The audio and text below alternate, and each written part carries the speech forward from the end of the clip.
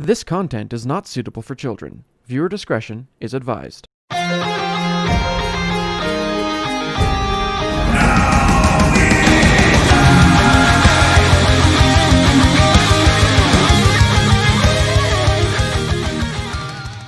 Hello everybody, and welcome back to another exciting episode of Pokemon D&D Wundoro Adventure. Oh, hello. It's our after Christmas episode. You're in the plague times. Matt is joining us again in spirit, not in body. Yep, in disembodied voice. Yeah. How was your Christmas, Matt? It was okay. I actually got together with my mom and my brother. Oh, that's 'Cause nice. They both live completely alone, so it was kind of like I don't live alone, but I also don't really interact with my roommates like at all. So I don't really feel necessarily too bad about going over to my mom's place for Christmas. But Well, and according to law or whatever the policy is, I guess you would be one of their two people that they can see or whatever it is. yeah, which is also kind of weird because you would think that person would have to be alone, like living alone. But it's weird. It's dumb, and they haven't thought through all the rules. No.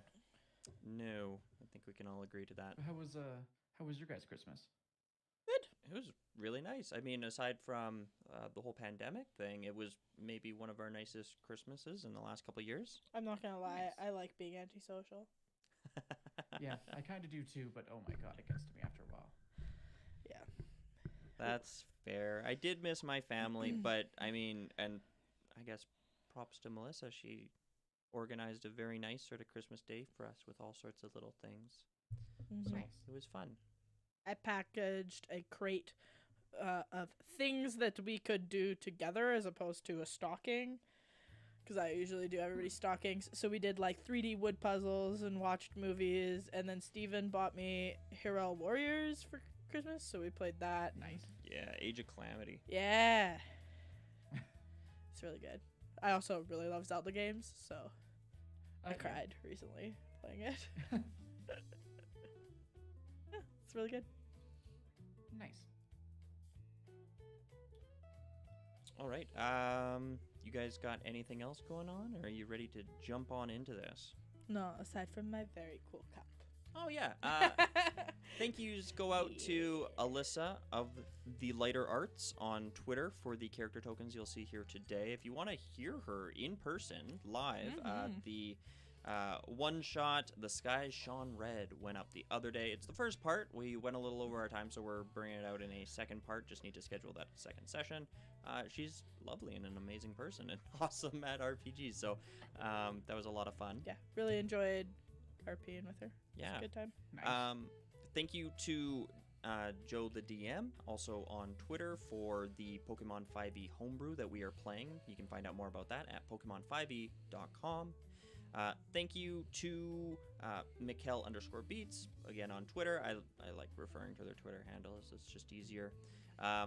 For the Poke and Chill soundtrack. It sounds wicked and we enjoy using it. And thank you to Kevin McLeod of Incompetech.com for everything else you're hearing, including that music right now. Great stuff. And thank you to whoever's deciding to watch us over Christmas break. If there's multiple of you, that's exciting. Yep. Yeah, we got all sorts of people tuning in. So if you're watching this right now, or in the next week, the early 2021, thank you. Yeah. Things are looking optimistic right now. We'll see going into 2021 if they transpire. Yeah. Okay, so I guess I'm not sure who gave the update last time. I always forget. Maybe I should write that down one of these days. Melissa, I mean, would it you always like to ends tell up being us? both of us, anyways. Yeah, Oh, that's true. exactly. It doesn't matter. We went to that guy's fiance's house. Eugene. Had some very awkward conversations. Then followed her, sort of. We didn't necessarily follow her. We just went in the same general direction as she did. And happened upon a crypt, to which... No, we didn't stalk her. We actually didn't stalk her. We just staked out her place for the night. Yeah, and that's just went right. back. That's right. We didn't follow her. We stuck So out. we weren't Yeah. as invasive? Yeah, that's right. We camped out at her house first, in order to try and talk to her, which she wasn't too very happy with, which is fair. Which makes sense. Yeah. And then we just happened to walk down the same pathway that she did the night before that we saw her go down, which we realized went to the creepy cemetery. So when we were there, we kind of just boot around, end up finding a creepy crypt, which we went down, followed by her fiance, despite the fact that we did not invite him. And then there was a creepy Pokemon who was possessing our bodies. I think the only person he didn't manage to was Jackson. Yep. Yeah. And then we fought the creepy Pokemon, to which Fampi did surprisingly well, being a normal type. Yeah, Odor Sleuth was Odor came in pretty Sleuth. handy. Yeah, did very well there. Then we went back to her place, because we didn't know where he lived, only where she lived, and he was in not a good state. To which there was more awkward conversation, and they broke up. And yeah, we kind of parted our ways sometime after that, I believe. Yep. It was mostly that awkward. And I'm pretty sure we were just walking back to the Pokemon Center Yeah, after that. relationship counseling stuff. Yep. That Which we're totally equipped to do. Jackson more so than Brooke. At least Jackson's been married. Pokemon trainers ask him and if he couple remembers any about counselors. Yeah, so that pretty much brings us to today. It is very early in the morning. The sun is peeking up over the edge of the horizon. You can see the large Mount Flag in the distance across the sparkling, glittering, almost magical view of Make-A-Wish Lake. The streets are starting to get busy with people making their early morning commutes. Brooke, you are particularly tired. I believe you failed your con save earlier, and took a point of exhaustion. And Yes. Jackson, the adrenaline, maybe the thoughts of what were going on, the intrigue has kept your old man wits about you. Hell yeah. And as you said, you are traveling towards the Pokemon Center. I would say it's somewhere in the neighborhood of 7:38 in the morning. What's the plan, Jackson? Are we heading out tomorrow or today?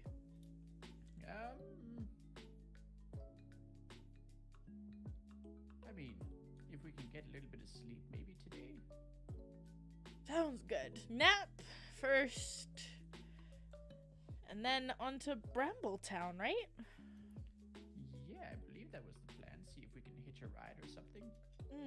Yeah, that would be nice. Otherwise, it's a few days of walking. But walking, it's not that bad. Yeah, the walking's not too bad. We should probably get you new shoes if we're gonna do that, though. Yeah, probably. Flip-flops are only good for so much. Yeah. Scout clothing places on the way. Sure. Yeah. It's a big city. There's plenty of little boutiques, malls, touristy places with the little knickknacks and whatnot, but plenty of retailers for you to take your pick depending on the fashion that you prefer. Just scouting to see what I have or is now a good time to buy new clothing. I'm like, do I have more things I want to purchase before I go to?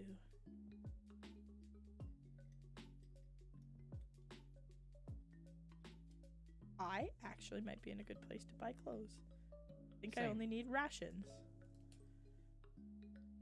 I got Pokeballs. I got antidotes. Might be a good shopping day, but a nap first would be good. Head back towards the... I think I just need new clothes and shoes. I should still be good for rations. I still have 4 days worth, apparently. been feeding them mostly junk food. It's true. Ice cream goes a long way. Yeah, ice cream and cookies. I just realized that I was over withdrawing my rations based on how I recorded them. I think. Are you saying that No. all your Pokemon are starting to get very tubby? No, I'm saying I'm just randomly throwing out rations into the street. Yeah. Yeah, I've got 2 different counters for them now. All right, you guys stumble into the Pokemon Center. You are basically met with a number of people who are heading in the opposite direction. Trainers who are packing up for the day, and various other people who are staying here, heading out. The lobby is relatively quiet. You actually see a couple of the nurses standing around chatting with each other, a sight that you haven't seen all too often. It's quiet enough that everybody's taking a little bit of time to themselves, enjoying a cup of coffee, sharing some camaraderie, that sort of thing. Okay.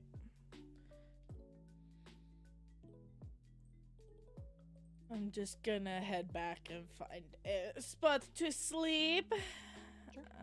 Same, but not in the girls' quarters, obviously. Yeah, the bunks are easy enough to find a place. You can take your pick. Everybody has seemingly packed up, or the few people who are sleeping in are taking up very little space.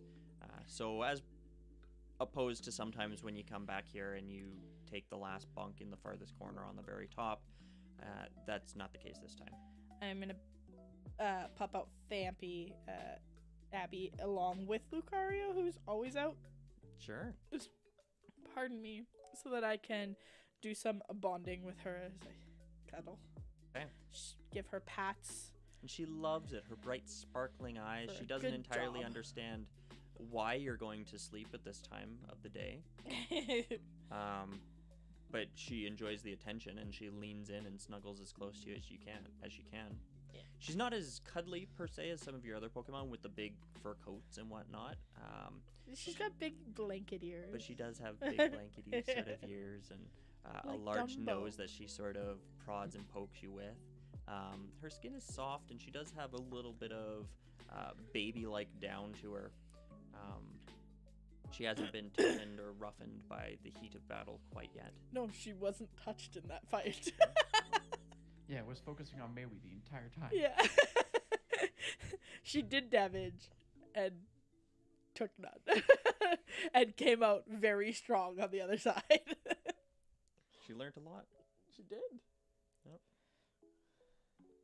I'm just gonna sleep. Okay. And Jackson, yourself? Gonna hunker down, and I'm going to spend long rest bonding with, Sudowoodo's always out, Billy's always out, but Maui as well. Okay.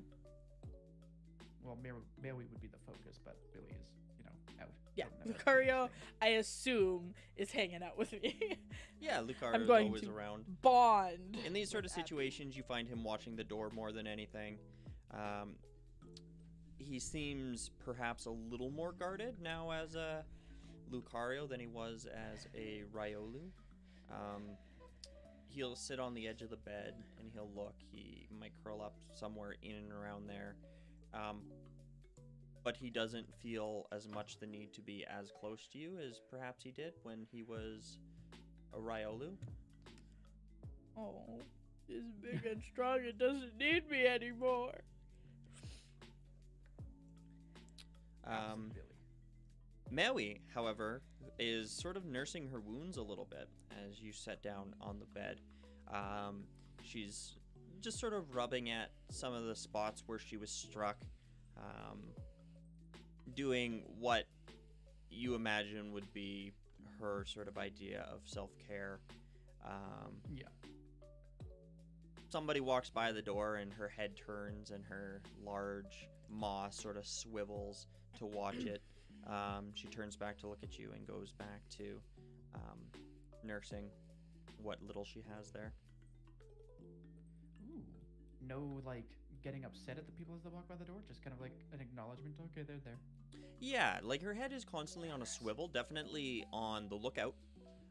More so than Billy ever is. Billy is happy and waves and whatever. She's more alert and attentive to their presence, but yeah, not aggression per se. Yeah. Billy's a lovable bloke. Yeah. Thick and lovable.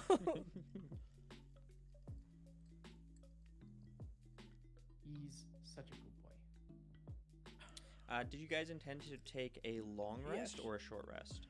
The long rest, yeah. Yeah.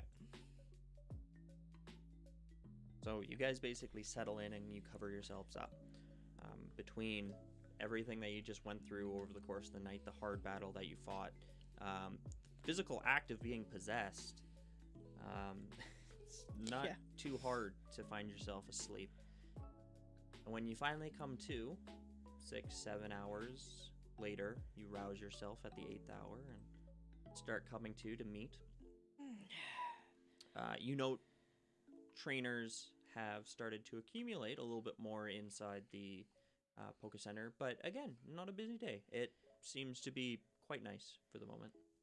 And it's Nice. just like early evening. So at the moment, it would probably be around the neighborhood 4? of... Yeah. You're Alrighty. looking for 4:30. Couple hours on the road and Pokemon. Clothing shopping. Oh, yes. Clothing. You need to get shoes. Flip-flops are not good for long distances. And before we head out, I'm gonna make sure that I think only Fampy needs it.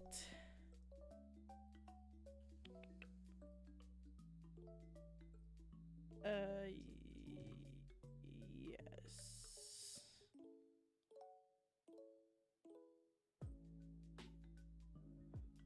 Yeah. Get Fampy healed up so she can get her PP back. Okay, so you stop by the Yeah. counter and... Sure. Another Well, I half guess an we should hour drop later. off. Might as well drop off all my Pokemon too. Sure. Sorry. No. We'll call it 5 o'clock when the nurse comes back, happy. Yeah, because I think for the most part, I mean, Jackson's Pokemon got beat up pretty bad, but that thing drained our PP. Yes. Actually, Don't- the only one that got...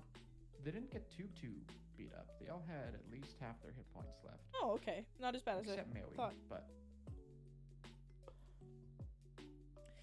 And then The puppet is important. we'll set out to some of the clothing districts. Brooke's going to look for stuff in her general aesthetic. And what kind of Yeah, Jackson's aesthetic probably would that the be? same. I don't know. She's a bit of... Got a bit of an edgy look with the leather jackets and ripped pants, and she's got like high-waisted jeans usually. But there's a flair of girliness. Her crop top has a big bow, so somewhere in the somewhat grunge, hard, but still kind of cute. And Jackson, what kind of attire would you be looking for? Like semi-formal. Vests, slacks, dress shirts, that sort of thing. Sure. Dress shoes, but he's gonna look for like a dressier-ish kind of pair of hiking boots, if that makes sense. Yeah, so sort of like a Mark's Work Warehouse type. Yeah, exactly. The guy Like who works in very- middle management but works in a warehouse. Yeah. Brooke's probably looking for some crop tops. Her leather jacket's still in pretty good repair, but a couple pairs of pants, Sure. crop tops. So, We should also probably actually look for sleeping bags and that sort of thing as well. We haven't had those for a while. Oh, you mean we have to be practical too? I mean, we should probably prioritize that, really, if we're going to be potentially walking for a few days and being out in the bush. True. First, we'll stop at like a place with gear, mhm. and then she'll go shopping. Cause her pants are a little beat up, but they were already pre-distressed anyway. Now they're actually distressed.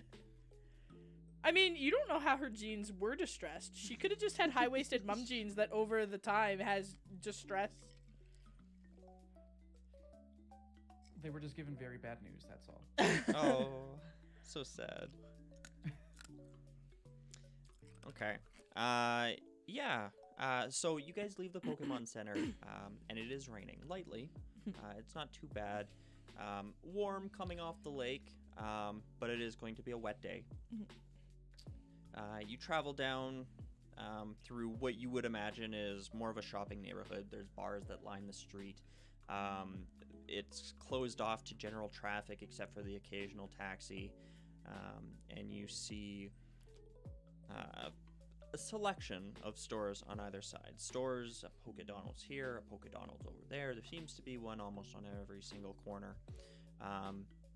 You also do see a sporting goods store that appears to be perhaps what you may be looking for in terms of camping or other sort of gear. Yeah, probably a good place to find his boots, too. Yeah. In there, Brooke is going to purchase a sleeping bag. Sure. So looking through the general stuff in here, they have some pretty good sales going on. You do see a few other Pokemon trainers poking around. This seems to be more the type of store for that sort of clientele. Sleeping bags are running at 250 Pokebucks. Okay. Okay. A steal for what you're looking for. There's a big advertisement with a happy trainer holding a Pokeball that says, "My choice in sleeping gear." You said 250? It is 250. How much would a tent be, if they have any? Yeah, so there are tents. They come in two different fashions. There are smaller ones that are done up in a red and white design. They are 2 people sleepers. They're the type of tent where you'd probably crawl in on your knees and sleep fairly close together. So like a person and a Pokemon. Yeah. The fabric looks sturdy enough, and you see one gentleman walk over, pick one up, and walk off with it. A couple Pokeballs on his belt. That one there is going for 250. Or there are larger tents, and they come in a variety of different colors and shapes. These ones are 4-people tents, large, and those ones run at 500 Pokebucks. You should get one of those too, maybe. Yeah. Get one that's kind of this kind of wilderness colors. We can maybe hide in it to lure Pokemon in to catch potentially. Do we want to split the costs on one or for now? Sure. See if we can pick up another one later. So 500, so 250 each. Yeah. Do you want to record it in your inventory, Matt? Sure. Sure. Yeah, if you're looking for a camo one, easy enough. There's a big selection of... So the 4-person one. Yeah. There's a big selection of different sort of camos. One's for grasslands, one's for more winter-like terrain, ones that seem to be darker greens, probably for a more jungly type aesthetic. I would also like to get some like rope. grasslands. Sure. So it's a yellowy, sort of striped-looking one. Perfect. Rope. Yes, rope. Oh, that's a good call too, actually. That's why we don't have sleeping bags. Yep. But we already have rope. We just bought sleeping bags. I'm thinking rope is probably cheaper than a sleeping bag, but Oh, probably. Yeah, so for 50 If it's not. feet of rope, you're looking at 150. I'm gonna get 2. 150 for one. For 50 foot. Okay. I would also like to price out some climbing gear because I've done that a couple times now. Yeah, there definitely are climbing sets. A few different ones boasting different sort of usefulnesses. You imagine it's just different brands. They all come out to in the neighborhood of 500 Pokebucks. Okay, I'm gonna get one. Sure. That includes a number of pittons, boot straps and gloves, and a harness. If I could spell gear correctly, that would be awesome. 500? Yeah. Ooh, okay. What else do they have here, actually? So there's So all that's for sorts of individual cooking items. kits. There's your general camping stove, canteens, new flashlights and batteries for those, backpacks, binoculars. There's a series of different kits for divers and gardeners. There's lanterns. There's a multi-tool similar to the one that you have, Jackson. Pocket knife. There's a number of rations that they have. You also see rebreathers. Ooh. So small breathing apparatus that allows underwater How much are those? breathing. Those are 500 Pokebucks each. And it comes with 4 hours worth of use. I'm gonna get a rebreather. Sure. I'm confident in This way I probably myself, should too. but I'm less confident in Jackson. Sure. Along with those, there's also Rebreather Filters. Additional filters are $50 each. So that would be the refill for the 4 hours. Right. Okay. How much are they, sorry? 500. So the rebreather itself is It's 500. 500. The filters are 50 each. Okay, that's not bad. I'll get one filter. Yeah, I'm gonna get a rebreather too. 4 hours. What's in the gardening kit by chance? Sure. The gardening kit includes clippers, gloves, a spade, a watering pail. It's described as everything needed to gather and care for plants, berries, and apricorn trees.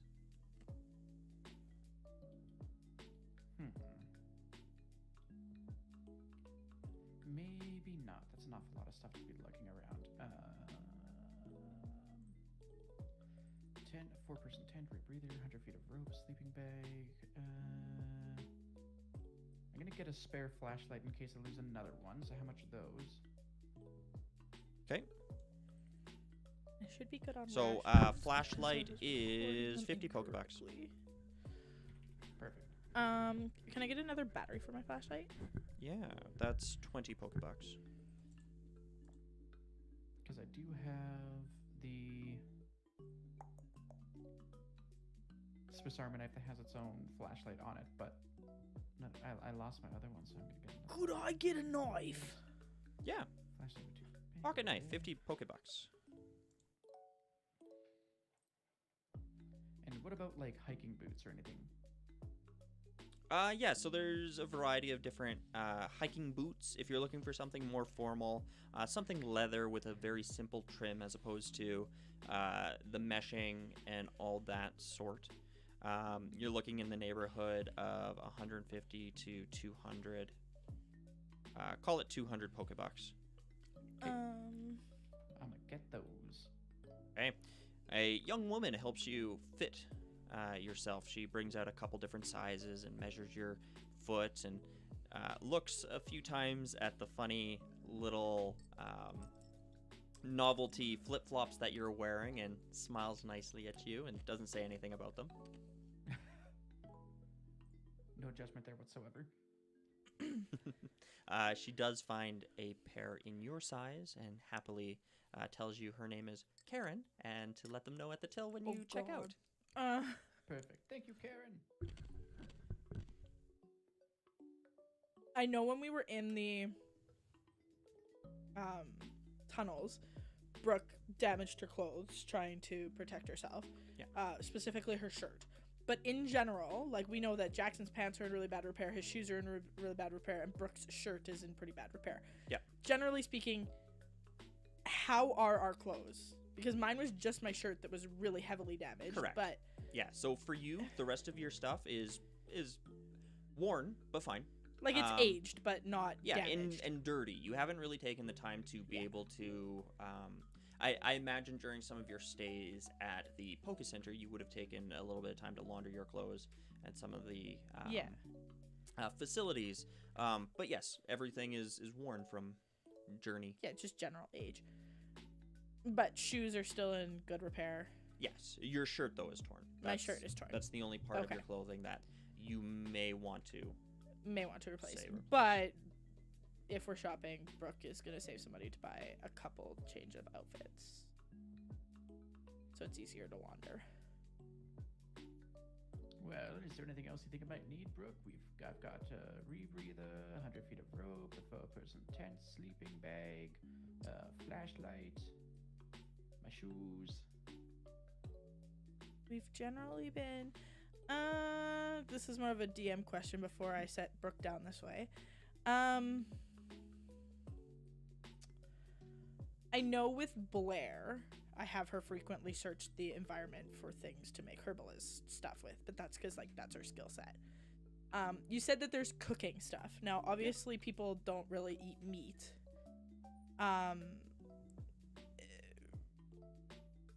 But instead of rations, there is means to find enough food within the environment to cook meals if we had more suitable means to do so.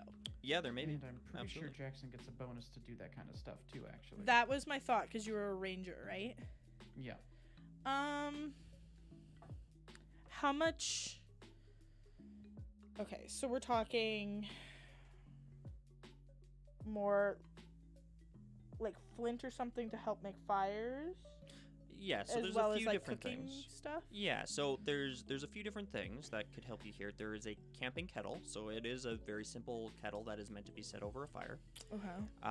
There is a camping stove, if that was of interest, which is a small foldable camping stove. Think like your hot plate, about that size. It is set with a number of wooden chips, and you could easily replace that with whatever but then you I'd might have to be buy able to like find. a pot or something. Correct. In addition to that, there's a cooking kit would include pots and pans, utensils and molds for cooking. Those sort of things. How much is a cooking kit? So the cooking kit itself is 500 Pokebucks. And how much would be the stove? The camping stove is 250 Pokebucks. We'd need like So if we both in 375, we can get it all. yeah, because we'd only need one cooking kit, right? And Yeah, one and one stove. stove. So 350 each, and we got it. 375 each. 375. Okay. You or me recording? I can record it, so Okay, that's sounds good. Cooking kit and camping stove.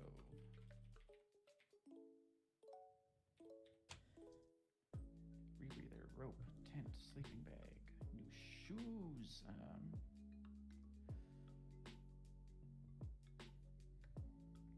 Yeah, I'm not sure what else we would really need until we run into it, obviously. Until you run into it.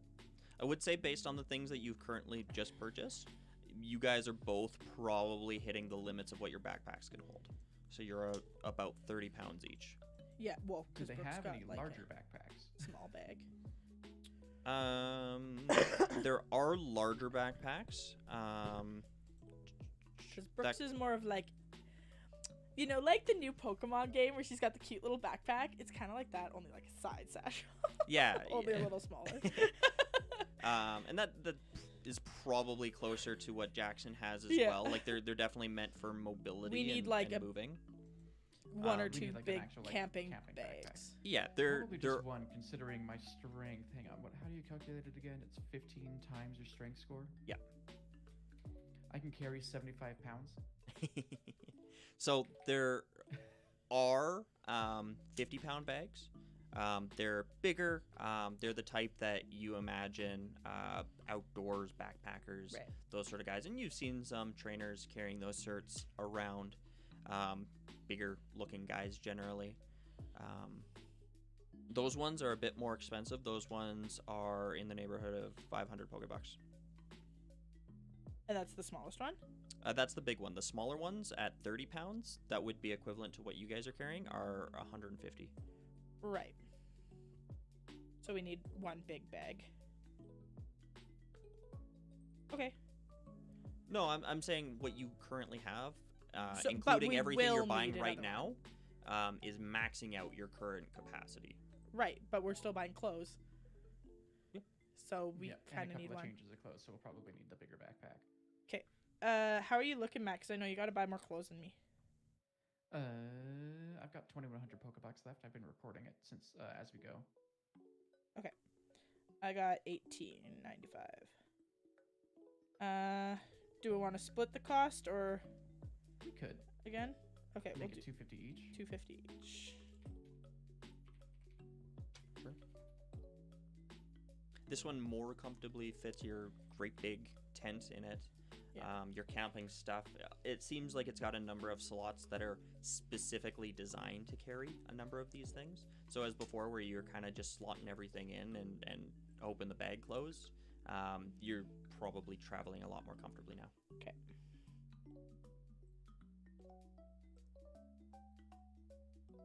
Shopping? For clothes Yeah, I and guess stuff so. now? Sounds good. Head out for something a Thank little. you, Karen. The girl smiles and she waves at you. Have a good day, sir. You guys travel out back onto the street, caught in the rain once again. A taxi passes by and splashes a little bit on your feet, but your feet now, Jackson, are entirely dry. Oh, thank God. Billy stumbles back a little bit, though, and almost falls back inside the shop before catching himself and looks over at you and smiles. Woo, woo, woo. You got it, buddy. Sorry, I'm like actually recording my clothing now.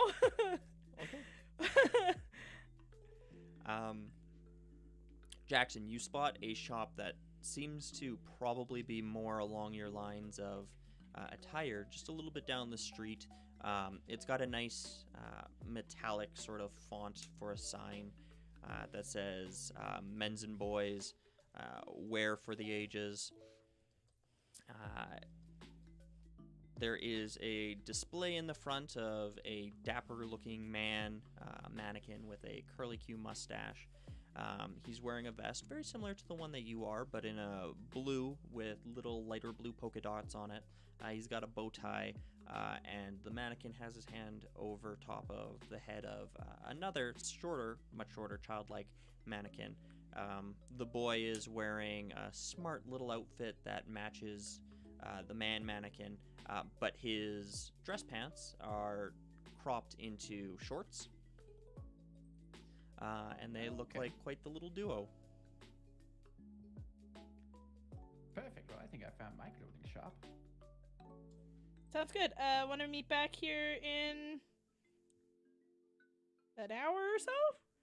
Sure. Question mark. Okay. And Brooke's gonna go proceed to look for a place for herself. Sure. Stepping into the store, Jackson, there is a lovely little bell that chimes. Ding, ding, ding, ding, ding. A few heads in the store turn. One woman seems to be shopping with a man, and they're pulling stuff off of a few different racks. But generally, there's not a lot of items out here to just grab off shelves. There's a lot of things that are on display. And a man who looks to be maybe your age, a little bit younger, walks up to you. He's got these great big glasses on, a lovely little cane that keeps him from falling over. You can tell he's not super sturdy on his feet. But he really straightens his back as he walks up towards you and he says, "Sir, welcome, welcome." Oh, hello there, youngster. I'm looking to get some new clothes today. Oh, you're super kind. Yes, I can tell. Hard won you are. Let's see if we can't find you something here to your taste. Is this for everyday wear, or are you thinking of something a little more special? It's gonna be everyday wear. I don't really have occasion for something special right now. I see. Well, someone special in your life then that you're looking to look good for? No, just need new clothes so that when I burn these ones eventually I can, have a change on hand. Gives you a little bit of an odd look at that comment, but says, all right, I can understand. A man needs to look good no matter where or when he is, right? Exactly. All right. he gives you another sort of once over, taking stock of what you're currently wearing. You can tell that he's studying maybe what your likes, what your desires, what you would be interested in, and his head turns to look at the various shelves that he has. He walks over to one mannequin. It's got a vest on that looks similar to yours, cut a little bit differently, maybe a little bit more of a collar to it. No. It looks like something that is meant to be worn on its own, not under a jacket per se, and it's got a number of pockets on it. He touches it and he pulls away one of the sides of it to reveal the inside, and he rubs his thumb on it. And he says, suede outside and a satin finish on the inside. This is very nice, and I won't wear easily. I don't know what trouble you tend to get into, but I think you'd have a hard time damaging this one. Perfect. And it has pockets and everything. That's great. He smiles and he says, yes, and I think we can find you a fresh set of linens instead of that old flower you got there. I think I'll keep the flower.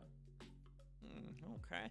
And here, this would go very nicely with that. This set of pants, and he pulls them out. They're a corduroy, but not the more elaborate corduroy that has the like lace ruffle sort of ruffles to it. They're a little bit more discreet than that.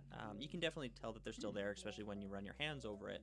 But it gives you the impression that they're more travel worthy, almost like wearing jeans, as opposed to the lighter fabric that you were wearing before. That was closer to just a straight thin cotton. Yeah. These ones are a light, almost tan color. The vest that he showed you looks to come in two different fashions, either a darker brown or a darker blue color. We'll go for the darker brown, I feel. Okay. Keep the tones more earthy. He smiles and he says, yes, not like those painted hooligans you see out on the street these days. Reserved, Exactly. Calculated. That's the way. He pulls a little bow tie off the one mannequin, and he puts it on top of the folded pants.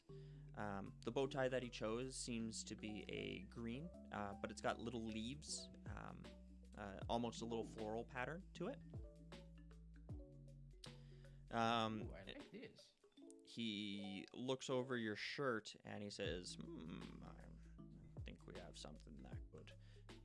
Yes, over here. All right.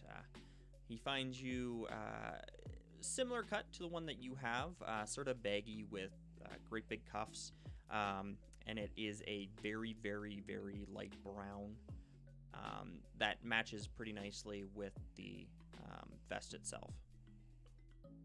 Ooh, perfect. He says, are you a man for a belt or for suspenders? I feel I'm a man for a belt. He nods. I and tried suspenders, didn't quite do the same for me. He walks over towards another rack, and he gives it a bit of a spin, and he pulls off one belt. He shakes his head, and he puts it back. He pulls up another one. It's very simple, just a mid-range brown color, kind of coffee with a little bit of cream, and he puts it around you, and he tightens it up a little bit, notes that the hole on it doesn't quite align, and he winks to you and nods. He says, one moment, I'll be right back. And he wanders to the back with all of your selection. Perfect. He returns just a second later, and he motions to a back door, and he says, "Here, the changing room." Why not try them on? Let's see for yourself. Oh, yes, of course. Might as well make sure everything fits perfectly before we take off, eh? He smiles and nods, and he directs you towards the door. And I will go and get changed. Okay. As you do so, Billy tries to come into the changing room with you, and there's absolutely no room in there, but he tries to, like, jam himself in. He's like, woo, woo, woo, woo, woo. Oh, it's okay, Billy. You'll get to see me after. He looks very nervous, and he steps back so that the door can close, but he looks at you almost sad. Woo, woo, woo. It's all right, Billy, buddy.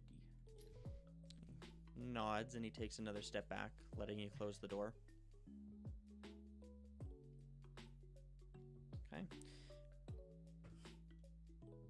I have like my outfits planned, so I'm hoping you'll just go with me. That's what I've been sitting here doing. Sure. So you try everything on. There's a few articles that don't fit you quite as well as perhaps you're used to.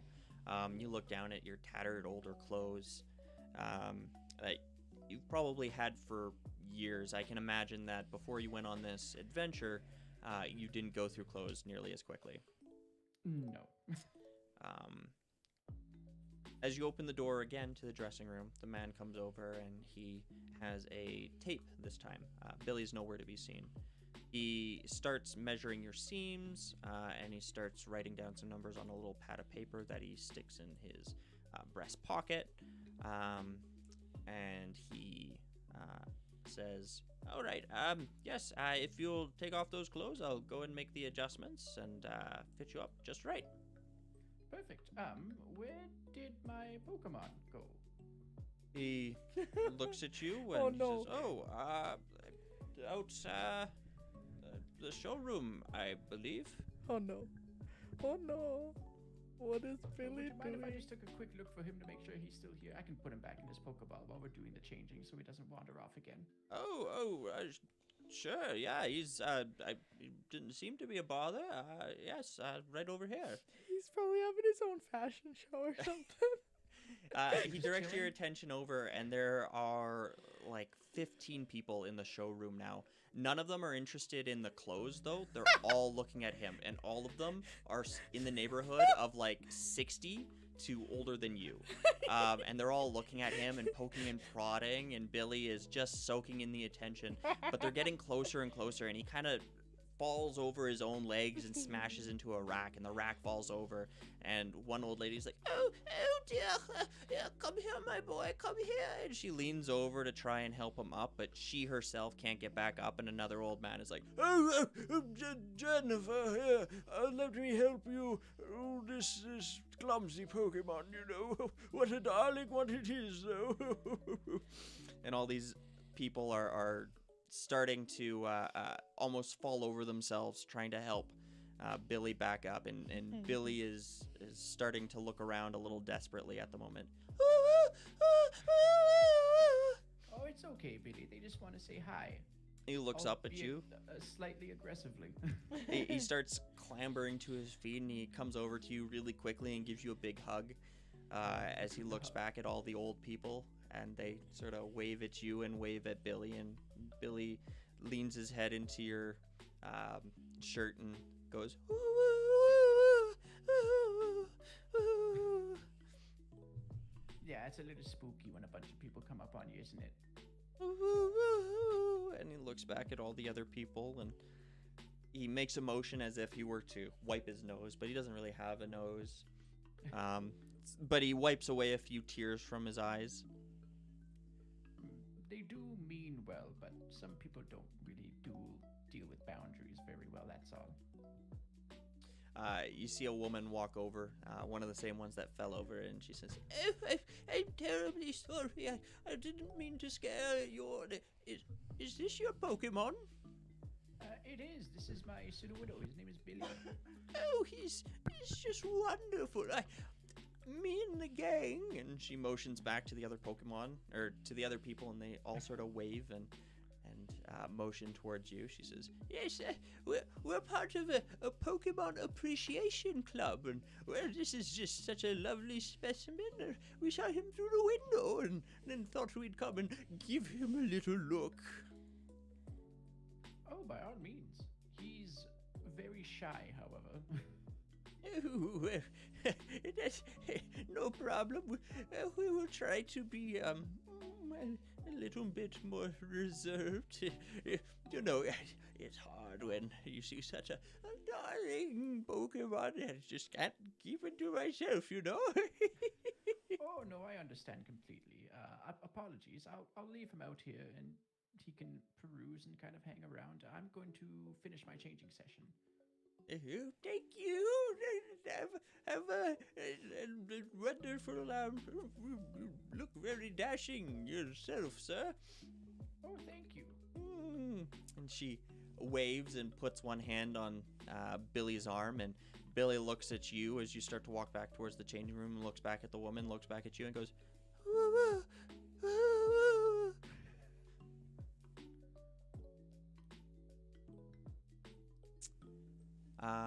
yeah, the changing room door closes, and Get back into my clothes. yeah. The man is waiting for you as you come back out at the changing room. Once again, there is the same crowd of people, all gathered around your Sudowoodo. But at this point in time, another one of the shopkeepers seems to be trying to encourage them to go back out onto the street. It seems that they are causing a little bit of a disturbance in here, and Billy is quickly being pushed out the door with them. Oh, I'll just recall him real quick. Okay, as you do so, there's about 10 voices that all look over their shoulders and go, "Aww." But in a more... Get ushered out of the store. all these old people look very disappointed that you've called back your Pokemon. Well, I will be meeting up with a friend here in about an hour, so I'll be hanging around outside, and I'll probably have Billy with me if you'd like to have more conversation then. They all nod excitedly, and the one old woman that you talked to before goes, yes, there's a lovely coffee shop right down the street. We'll be back. Perfect. Oh no. The elderly shopkeep who was helping you before comes back in just a few short moments, and he says, "Well, there wasn't too much to take in. Yeah, let's ring you up. You have a great eye, my friend." Oh, I mean, you're the one who picked it all out for me. It just happens to go very well with me. And he says, "Well, such a excellent model. It's not difficult to find the right arrangement." Oh, I thank you. He takes you over towards the till, and he starts punching in a few different numbers. Everybody said Brook Jackson. He pulls his glasses down a few times, and his typing is frustratingly slow as he really has Not to Jackson. hunt and look for every single one. And he stops multiple times and goes, sorry, you know, these newfangled things. I just can't figure them out, you know. What was wrong with it's an old okay. piece of paper and carbon copy? Yeah, I understand it makes things easier, but I do miss the days of just paper records and that sort of thing. It's needless, I'll tell you that much. All right, for the lot of it, it'll be 475 Pokebucks. Perfect. Now hand over 475 Pokebucks. I'm totally getting as many up again. He smiles, and he sits there and counts all the money very slowly, and when he gets done, he stops and he counts it all again, and he smiles and turns towards the till, and it rings open, and he pulls out a few coins, and he puts each single coin of your change down on the counter and pushes them over, and he counts them out to you out loud. 10 Pokebucks, 2 Pokebucks, 5 Pokebucks, until your change is calculated, and he smiles, and he says, "Thank you for shopping with us. I hope we see you again."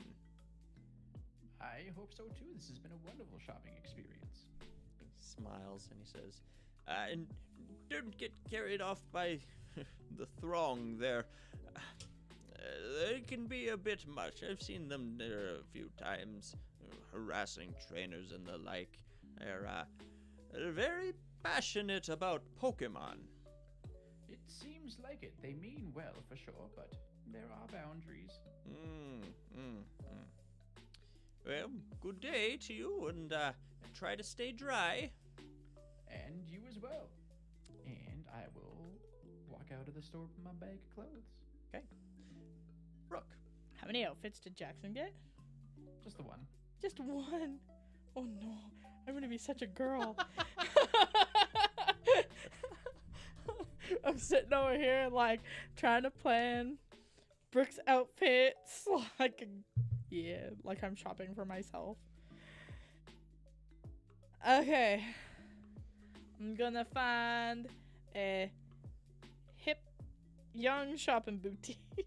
Sure. It's probably a little bit easier to find than the store that Jackson found. It just so happened you were on the street next to it at the time. But for you, there is quite a selection of accessory and general wear stores for girls your age. You are in an urban area, and the fashions here are a little bit different than what you might have seen in some of the other small towns here in Wundoro, but probably more akin to some of the larger town fashion that you saw in Brava. Nice. Cool. Can I tell you what she's gonna buy if she can find it? Sure. Okay. So what are the prices like first before I dive in and buy like enough to make 3 full sets of outfits? Finish the one I have. Yeah. So if you're looking for a new set of clothes, unless there's anything particularly special about any of it, you're probably looking in the same range as Jackson. So you're looking 450 to 500 cool. Pokebucks per outfit. So my first outfit, I'm gonna get some like brown skinny jean like denim with a more of a simple like white crop top and a oversized red button down. Okay. And a brown beanie. Okay. To match with the pants. And then my second outfit, I'm gonna get. Gotta find the picture of the pants I took, because I did that. I think, maybe not. High-waisted, more of like a. What's the? Not jeans, but fuck. Jorts. No. More of like is it like khaki material-ish? Sure. But they're like more flowy, and they're high-waisted paper bag with like the bow type of tie, with in like an orangey color, and then a bodysuit, but like a knit ribbed, no sleeves, button down the front, and a crop jean jacket. Okay. Crop denim jacket. And then get another white crop top with like a lace back and like some strappy like wraparound bits to replace her ripped one. Okay. So for the first one, because of the heavier jacket, you're looking in the neighborhood. That's the second outfit. Well, the first one had the oversized button-down red. Oversized button-down shirt, not jacket. Oh, okay. Never mind. That one would probably only be 450. To show you, it's like grumpy inspired. Yeah, each outfit would probably only be in the neighborhood. Call them each 450. Including the one with the jean jacket? Yeah. Yeah, it's cropped. Can you also give me a perception check? Oh no. 450, 450, 450. That's 12. But I only 13, bought a 13, shirt 50. on the other one. The last 450, one was 450, only... and the other one was just a white shirt. Oh, gotcha. A white crop shirt. Yeah, so just call that one 100. So that I have 3 outfits to go between. Oh no. Yeah. Okay. So 1,000 Pokebucks square.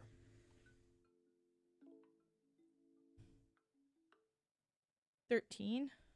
13. So, because you were looking for things so specifically, and you were really on the hunt, you didn't notice as time was going by, and you went from store to store to store. So, you said you'd meet Jackson back in an hour. It's now been closer to 3. And the last store, you can tell that the girls are standing there by the changing room as you're putting on your shirt and looking at it and shaking your head, and you say, find me another size. But they're really like tapping their toes, looking at the door. One girl's locked the door a long time ago so that nobody else can come in. But you do find some assortment of everything that you're looking for. Jackson, in the meantime, you step outside of the store, and you see the gaggle of old people start walking back towards you. And as they see you standing there, the one woman pushes her way back to the front and she waves. Each of them have a cup of coffee, almost identical, all steaming in the cold rain as they walk over towards you. And the one woman says, yoo-hoo, yoo-hoo, we're back! Hello again. You said you'd show us more of your darling Pokemon. Sure, and I'll pop out Billy and Dandy and Roshi, but specifically not Maui. Sure. Billy sees the people coming, and he takes a couple steps back, and he inhales sharply. Almost like a stampede, these people start coming upon him. Dandy sees them and floats up a little bit higher, so he's just out of their reach. But as they're cooing and sort of reaching towards him, one person grabs his little foot, and he smiles and shakes his little booty a little bit as he floats about in the rain, taking in both the moisture and the affection. One man manages to wrestle him down and hands him to one of the other women, who holds him tightly in her arms, and his eyes almost pop out of his head, but he continues to smile. Now just please be gentle. Roshi sees this as everybody starts coming in at him, and one woman leans down to try and seemingly pinch his cheeks, and he actually like slaps her hand out of the way, and she goes, "Oh, monstrous! What a little demon!" And another man laughs, and he goes, "Sure is spirited, huh?" I mean, to be fair, you did go to pinch his cheeks without so much as a warning to him or an acknowledgement that he is a sentient being and can give consent. You get a few bits of laughter from some of the people in the crowd. You see a couple of younger people walking by, look on at this strange sight, and continue on. And Billy continues to push further into you and go, "Woo, woo, woo, woo, woo." A few more of the people start stepping closer and almost playfully fighting over Dandy, passing them back and forth. One man really like pulls on one of his leaves and gives him a little scritch, and Dandy sort of takes it all. You can see a couple times he frowns, not so happy with the attention that he's getting, but he takes it all, his little tail shaking all the while. There's a few more attempts at people trying to get closer to Roshi, and he bites them or swats them away, and the people just laugh more. One person really is taking a liking to Billy, though, and is almost studying him, looking him over, looking at his eyes, looking over the balls at the end of his arms, almost really more than curiosity, looking him over, I would say. Oh, I'm gonna keep my eye on that dude. Sure. Can I insight check him Yeah, go for it. to see if he maybe intends to try to just walk away with my Billy? Okay, that's what is my insight? Insight. Oh, I'm on Roshi. That's why that's so low. Jax. There we go. That's better. Insight. inside. There it is. So that's a 16. A 16. This man, what's the best way to put it? He's looking at your Sudowoodo with a knowing eye. Like, he knows Sudowoodos, and he is judging it by some standard.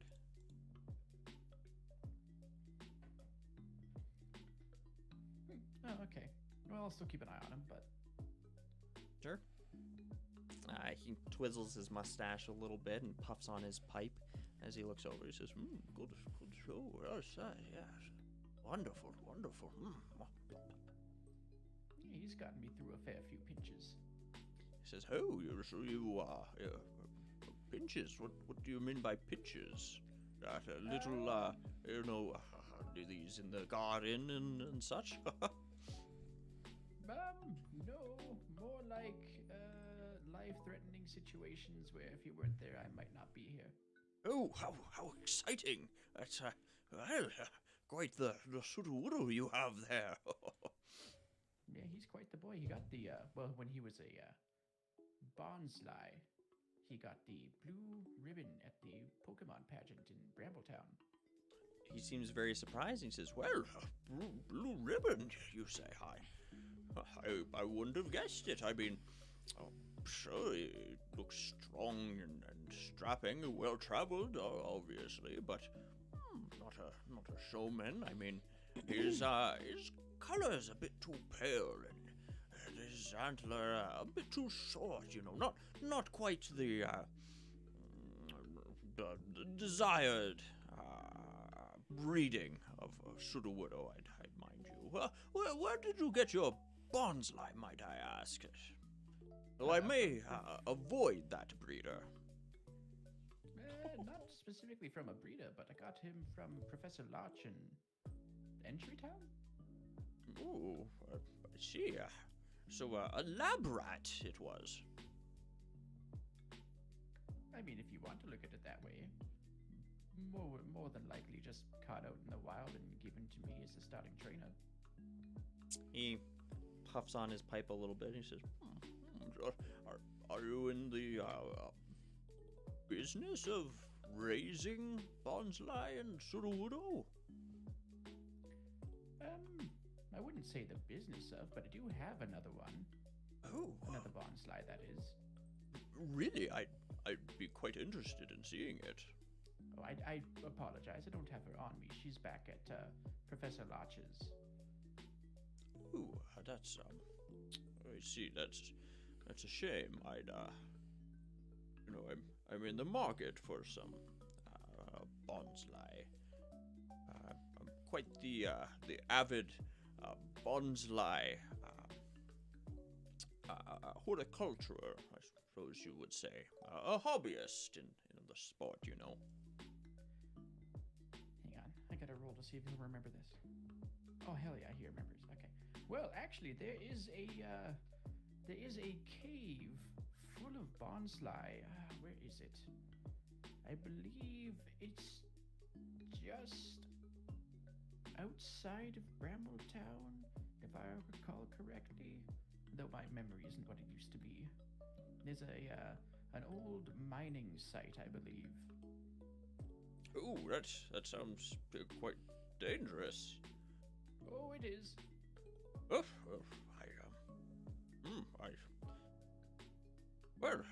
I appreciate the tip. I don't imagine I'll ever find myself out off the beaten path that far, but good to know. I'm just not going to tell him about the X-Cloud and its baby. I'm going to let that be the if it eventually goes there. He nods and he looks over all the other people who are still cooing at your other Pokemon, and he says, well,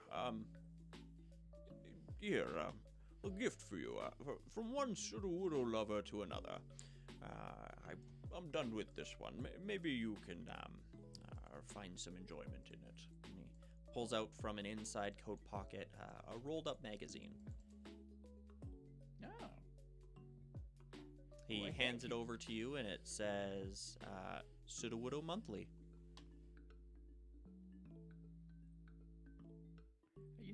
before I started running around with Pokemon, I never would have thought to subscribe to something like this, but I think once I'm done and I'm officially retired from everything, I might have to look into this one. He smiles and he says, "Well, if you ever need any tips and tricks from a studied eye, please look me up. And if you ever are in the neighborhood and have your bonds lie with you, I'd be very interested in seeing it." Of course, I'm sorry, I don't believe I caught your name. I'm Jackson, by the way. Yes. Jackson, good, well met. And he shakes your hand and he says, "Marcus." Marcus. Make a note. Trying to tell me If I can places spell. close down at 8 o'clock in a busy metropolitan area. Marcus, Serene City. Bond Sly Guy. Perfect. I'll take a note, and I'll make sure that if I am ever back in Serene City to pay you a visit or give you a call or something. He smiles and nods. He tips his head and he walks off down the street. As he does so, the rain continues to fall around.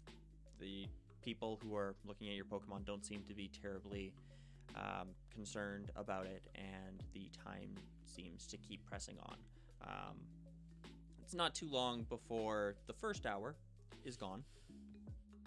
Can you give me a perception check? Sure. That's I might be proficient in perception. I don't think I am, but it might be better than just No, that's a 4. It's a 4. You are so overcome with old people and pleasant talk that you don't notice the time passing. That first hour goes by like a flash, and the next hour with it. You have old people inviting you over for tea, people who are telling you to come by and visit, or that their grandson would love to play with your Pokemon. You have one that says, "Yes, I'd love to take plenty of pictures. I'd post your Squirtle's photo all over my study. I would love to keep him and have him, and he's such a wonderful little guy." Well, the pictures you can have, him not as much. He smiles and nods. He says, "Yes, I know. I wouldn't have any place for him, but to be able to look at him, such a wonderful, well-kept little Squirtle, Yeah, he's one of the newest additions to the party, and he's been wonderful. The time continues to go on and on and on. And as some of the street lights and such start turning on. At 8 o'clock? Yeah, lights are going down. I was like, stores are closing at 8? Yeah, well, not all stores, but like clothing stores and stuff like that are just on the main drag. Like you're looking at boutiques and stuff.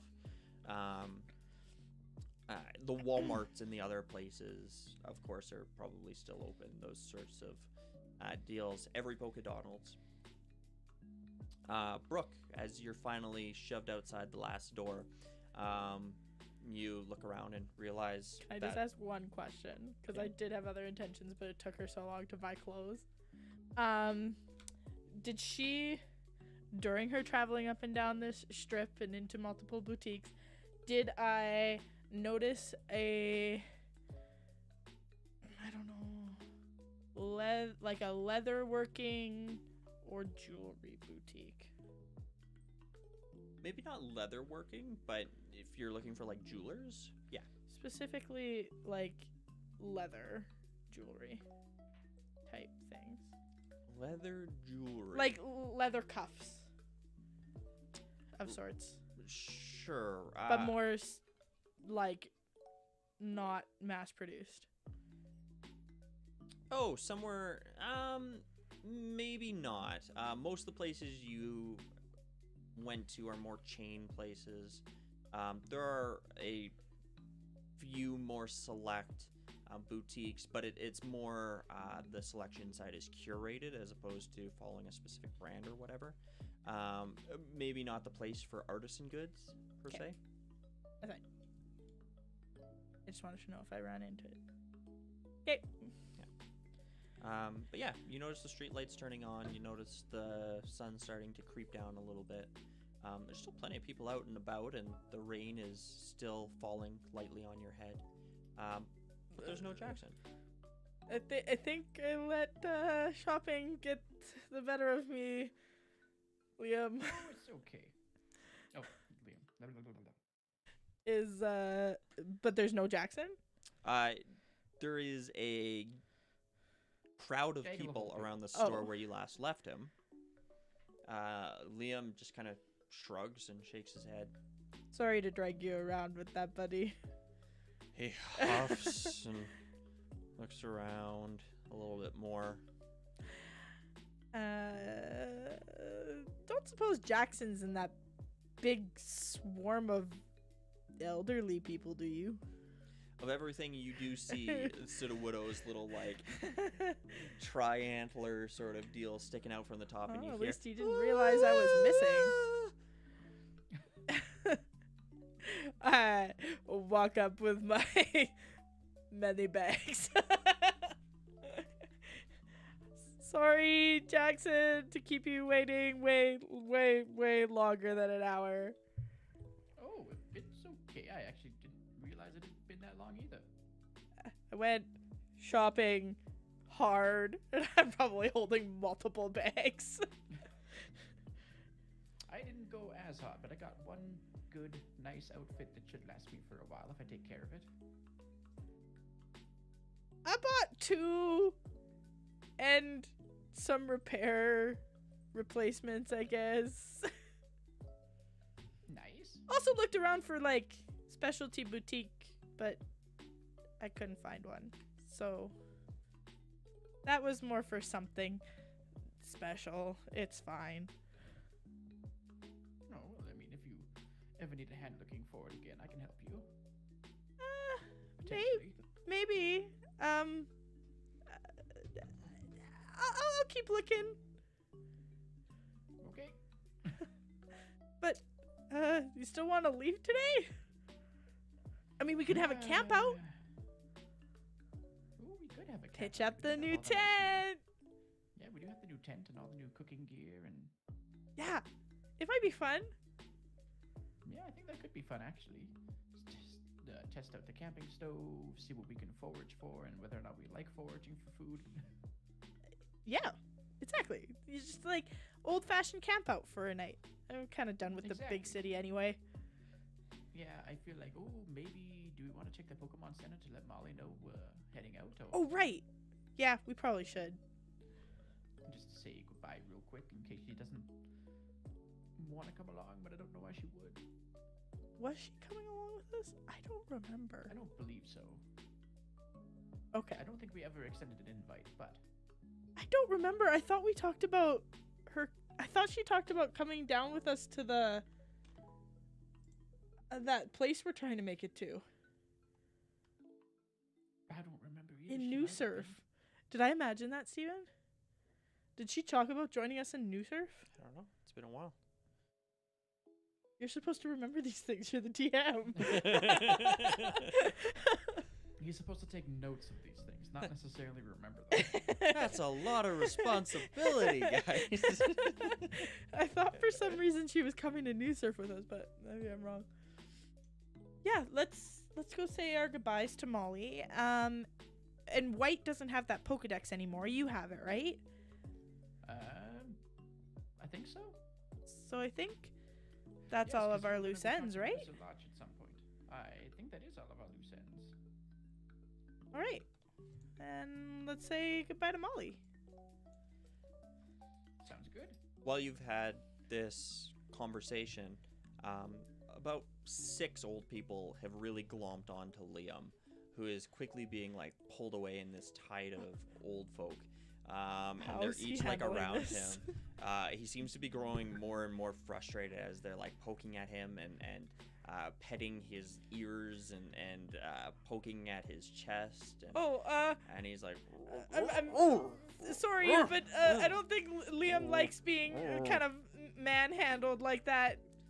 one of the old ladies sort of waves you off and goes, no, it's fine. He's just such a lovely Pokemon. No, I'm pretty sure it's not. And then I hold up his ball and like, Liam is too busy looking at all these old people.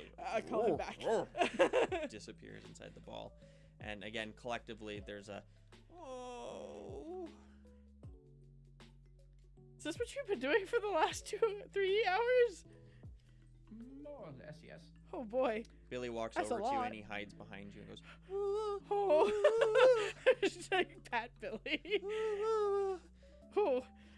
That's a lot of peopleness. It has been a lot of peopleness. I think we should probably head out now. Yeah. Head to the Pokemon Center, say goodbye to Molly, then go set up camp. Bye, people. It's everyone. like It was nice awkwardly meeting you. walking away. you see a couple of the old folk realize that you're starting to leave and they go, oh, goodbye. Safe travels. Thanks. Thank you. Thank you for letting us see your Pokemon. No problem. Just for future reference, please be more gentle. As a collective, some of you were good, others a little more pokey-pulley. They act like they've never seen a Pokemon before. Seemed like it. There was one guy who seemed very into Bonsly.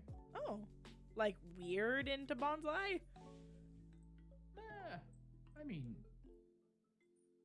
maybe. Oh, but he wasn't gonna like, I don't know, Hmm. take him. No, he wasn't going to take Billy. Oh, He okay. had complaints about his color, how he's too pale, and how his stem doesn't quite look right. But I think, Billy, you look wonderful. Yeah, Billy, you're perfect. Billy smiles. Just the way you are. You won a beauty pageant. What does that guy know? He smiles and he struts a little bit. There we go. Once we're in a decent amount distance from them, I pop Liam out again. Okay, Liam shows up and he immediately starts looking around for all of the people and he looks back towards the throng and he walks a little bit faster to stay in front of you. Sorry, I thought I'd get you out of there as fast as I could. They were pretty handsy. Yep, they were very handsy. How are you doing, Dandy? And I'm going to kind of like gesture for Dandy to come down into my arms. He looks exhausted and as he comes down he goes and he lands on your shoulder inside a slinks into your arms. Oh, no, I can carry you. Never mind. This is fine. Oh, I feel like Abby probably would have soaked it up a little bit, but holy crap, that was a lot. Yeah. I should pop out Mary now. I didn't, for obvious reasons, before. Pear. And I'll pop out Mary so we can just all walk together. Sure. She pops out next to you and she really takes in the lights and all the different displays. And as you're walking down the street, there's a few times where she stops and she puts her hands on the glass, looking up at the different colorful mannequins or various different displays on the street. There's a point in time where you walk by a Pokedonald's and she stops and you can see her little nose going and her big maws start to like chew at nothing as she looks in the doors. I know it looks pretty tasty, but we don't eat that sort of food anymore after we found some stuff out about it. Yeah. It's not good for you or for us. Yeah. She just looks at you and points at the door. I know, but we can't today. We're gonna go say goodbye to Molly, and then we're gonna go set up camp and have some food out in the forest. Yeah. Like maybe we can find some potatoes. Ooh, that would be nice. Her head looks between the two of you and she looks down a little bit and back over at the Pokedonald's and then back at you and starts following you again. And some carrots. I don't know. I've never tried. You could maybe even cobble together a stew if you find the right stuff. Gosh, I hope we actually find something. We'll try. It'll be the first time. And it'll get easier, right? Hopefully. I trust that you know what you're doing. We'll see how far that trust gets you.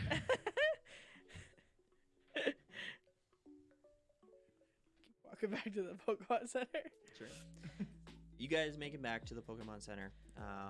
Walking in, there's a good number of trainers in here who have gathered out of the rain. You see one nurse walk by and he hands a towel to one who looks absolutely soaked, and he thanks him and takes a towel and starts drying himself off. Another nurse walks over towards the two of you with a towel in both hands, and he says, "Good day, trainers. Long day on the road. Would you like a towel?" Sure. Sure. There, I wouldn't want you to catch a cold. No worries. He gives you each towel and says, "Have a good night." You as well. Do we see Molly among the riffraff? I'm on the riffraff. Yeah, Molly is over at the little computerized telephones. She seems to be in the middle of a phone call. She looks to be a little exasperated, head down. She's having some sort of heated discussion at one point in time, and she goes, "Mom! No!" She looks like she could use a camp out. It's not a phase. Yeah, she does. Well, she's on her phone call. I'm just gonna pop into the back and change out of this Oh, ratty shirt. I should do that too. I should go and get changed. And I'll see what I can salvage for my old attire, but I feel like most of it's just gonna be getting trashed. Was any of it sentimental? I don't know. So maybe I'll keep it until I remember. Yeah, it's not a bad idea. Maybe we can like get a sewing kit and turn it into like a funny teddy bear. We could. It's an option, I suppose. Or like a pillow, or I don't know, like repurpose it into like an old memory. I wouldn't mind that teddy bear. I think a pillow might be a little weird because then it still gets dirty and you still have to clean. Yeah, and a teddy bear you have to clean every now and then, but not nearly as often. I think You can turn it into like we'll a see. stuffed thing. Some sort of stuffy. Brooke's gonna go change into her oversized button down and skinny jeans and beanie. And Jackson's gonna go get changed too. Okay. You guys And changing, come throw out of out the my room. shirt. That shirt. In time to see Molly storming away from the telephones. Hey, Molly! She stops and realizes that it's you, and she starts wandering over a little sheepishly, and she says, "Hey, I didn't recognize you. You, wow, nice digs. We went shopping. Wow, yeah, putting that gym money to good use, huh?" Yeah, and got a whole bunch of like practical gear, and then splurged and bought a whole bunch of like less practical but necessary things, and it was fun. What you been up to? Says, "Oh, you know, just odd jobs. Thinking about maybe getting out of town. Not much left here, you know. Keep going. Fair. You got a direction? Not really. I mean, far away from here as I can get, really." Cause you look like you need a camp out. Camp? Yeah, Jackson and I just bought this really cool tent and a cooking stove and a whole bunch of fun stuff, and we were gonna start heading south to Brambletown and have a camp out and maybe try real wilderness stuff like searching for food and making a stew. She laughs when you say stew, and she says, "To Brambletown, eh? You, right, you were talking about heading down to, towards New Surf, south, Yeah, right? way Yeah. south. Yeah, for the tournament. Mm-hmm. Yeah, I'm, sure, fuck, why not? I want to take part in that, too. I'll come with you. Cool. Right. Jackson should be out any minute now. He'll be ecstatic. Yeah, you, new tent and all that sort of stuff. That's smart. Yeah. We got to get smart sooner or later, right? Like situations. What are you, 15, 16? 16. Most girls your age would probably, blow all their money on jewelry or things for their Pokemon accessories. Fuck them. I was kind of gonna do something special with some accessories, but not just for me. I was gonna get Jackson and Billy a thing, and What? Like what? I don't know. We won our first gym. I wanted to get like something like, I don't know, not super pricey, but kind of hip and cool. I don't know if Jackson would think it's hip and cool, but he's pretty cool for an old dude. Yeah, I guess. I wanted to get like, I don't know. I guess we were only here for one more night, so I don't really know entirely what I was thinking, because that would be a hard thing to explain to Jackson. But I don't know, like maybe like a leather cuff or something, and Jackson's wife's name is Rose, so maybe like a rose on it, especially because our gym was that seems very Jackson, and we just fought a planty gym, and maybe something on it in the inside, and matching one for him and Billy, and I was gonna get something else for me and Lucario. She laughs. She says, Something similar but different, more me vibe. That is so fucking corny. I know. I don't think I could ever see Jackson wearing something like that, which makes it all the better. That's fucking hilarious, man. I thought it. Yeah, I know it's corny, but it was fun being a little cheese every now and then. No, that's fun. That's fun. I just bought Pokeballs and heals and stuff. Like you do. I never had a tent. That sounds far too practical. We also bought Rebreathers, but that's mostly because, Jackson. Fucking Rebreathers? What are you doing? Diving? I mean, you never know. I guess considering you're tripping, fucking Make-A-Wish Lake, I guess.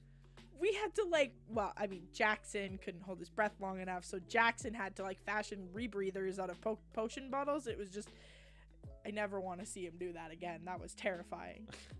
Fucking potion bottles. Right, yeah. Fuck, sure. Why not? You gotta spend it somewhere, right? Super off. Give me an insight.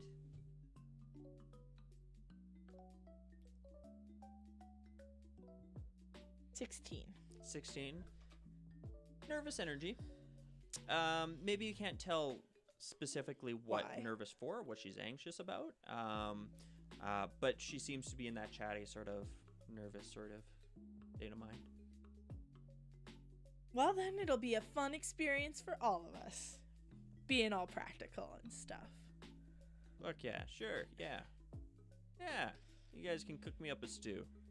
I know, I'm really hoping Jackson's good at this stuff, because, I don't know if I am. She just laughs. Jackson, you come onto the scene finding both Molly and Brooke having some sort of conversation. Looking good, Jackson? Nice You as well, duds. Thank you. I didn't choose any of them myself, but the gentleman at the store had a very, very keen eye for what it seems my aesthetic is. That's awesome. Molly gives you a sort of half grin and says, yeah, it's very you. Oh, thank you. I'm assuming Brooks already asked you where you're headed after this? Yeah, she said she wanted to make me a stew. So I guess I'm coming with you. I didn't mean that to rhyme. Well, it's better that it did, I guess. But no, you're obviously more than welcome to come with us. Speaking of, is there anything else that we wanted to take care of before we headed out? Did we want to call Professor Lodge? I know we got interrupted last night when we were going to before. Might as well let her know we're headed out. Sure. Oh, right. We were going to ask her about the Pokedex if she knew anything. Yeah, we didn't really get that chance, did we? No, Eugene interrupted us.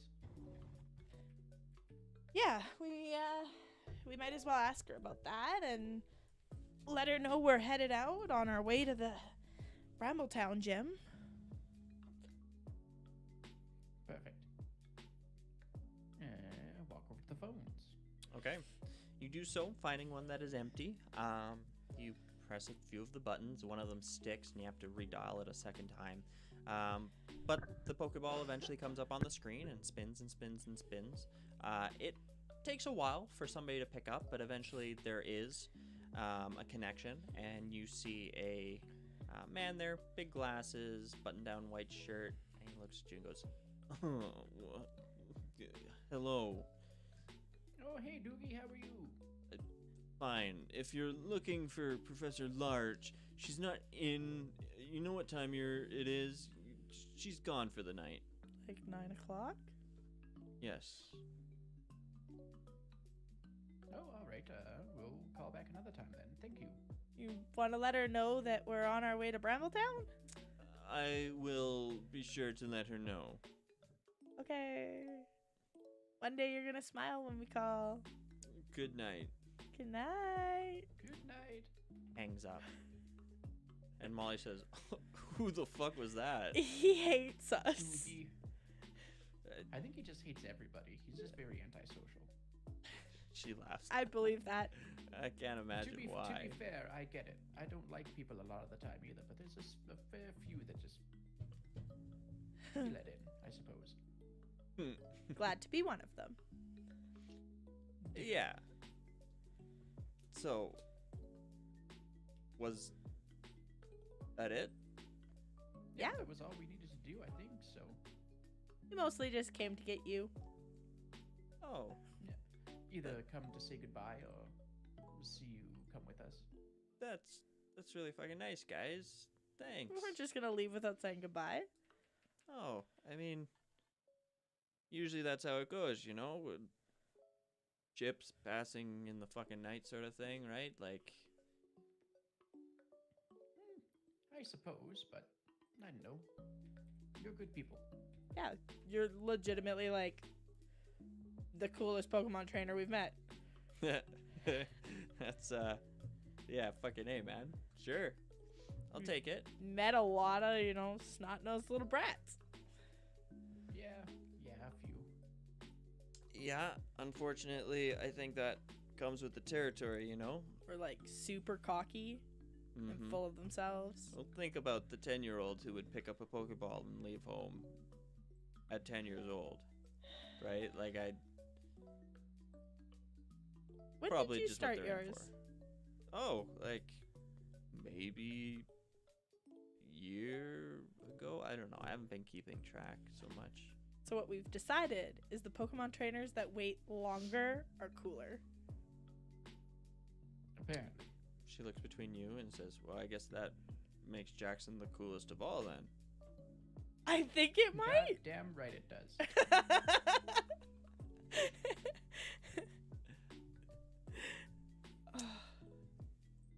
This is good. I feel like I'm riding a high from winning the gym and buying practical shit. Is that crazy? No, I mean, maybe. I don't know, like, I just did a couple joints and I'm pretty fucking high from that, you know, that No, I don't know. different, yeah. I do. It's not the same. It's a different. It's more elated as opposed to high in the traditional sense. Sure. Start making our way out of town. Yeah. With one last look behind her, she stares down the Pokemon Center and nods and hoists her bag and follows you. Her bag is more akin to like an old hockey bag. One big strap that she's got over her shoulder, but she's tied in such a way that it sits flat against her back. It's duct taped in a few spots. Well loved. And she walks beside you. In her arms is her small C-Dot. I still got everybody out. I'm Once- still holding or carrying Dandy. Once I get out of the city limits, I'm gonna pop everybody out. Sure. And I guess in case we run into anything, I'll make Roshi my active. And if we run into anything, I think Ziggy will be mine. That boyo needs the most experience. Hey, you guys step out onto the open road, traveling back down Route 2, I want to say it is. Good old Maybe Route it's been a number while. 2. Or Route number 3. It's Route 3. Across the grasslands, leaving the big city behind you. This is probably a good time to take a short break. Okay. Nice.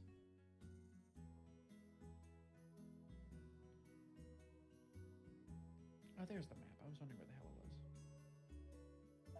We brought so much practical stuff. Yep. Ooh, practical Pokemon trainer. And now, like, real life Matt is sitting here going like, oh god, what I would give to have, like, a nice thermos right now. Just make some, like, coffee in the morning and have it nice and hot all day. Those Yeti thermoses are supposed to be really good.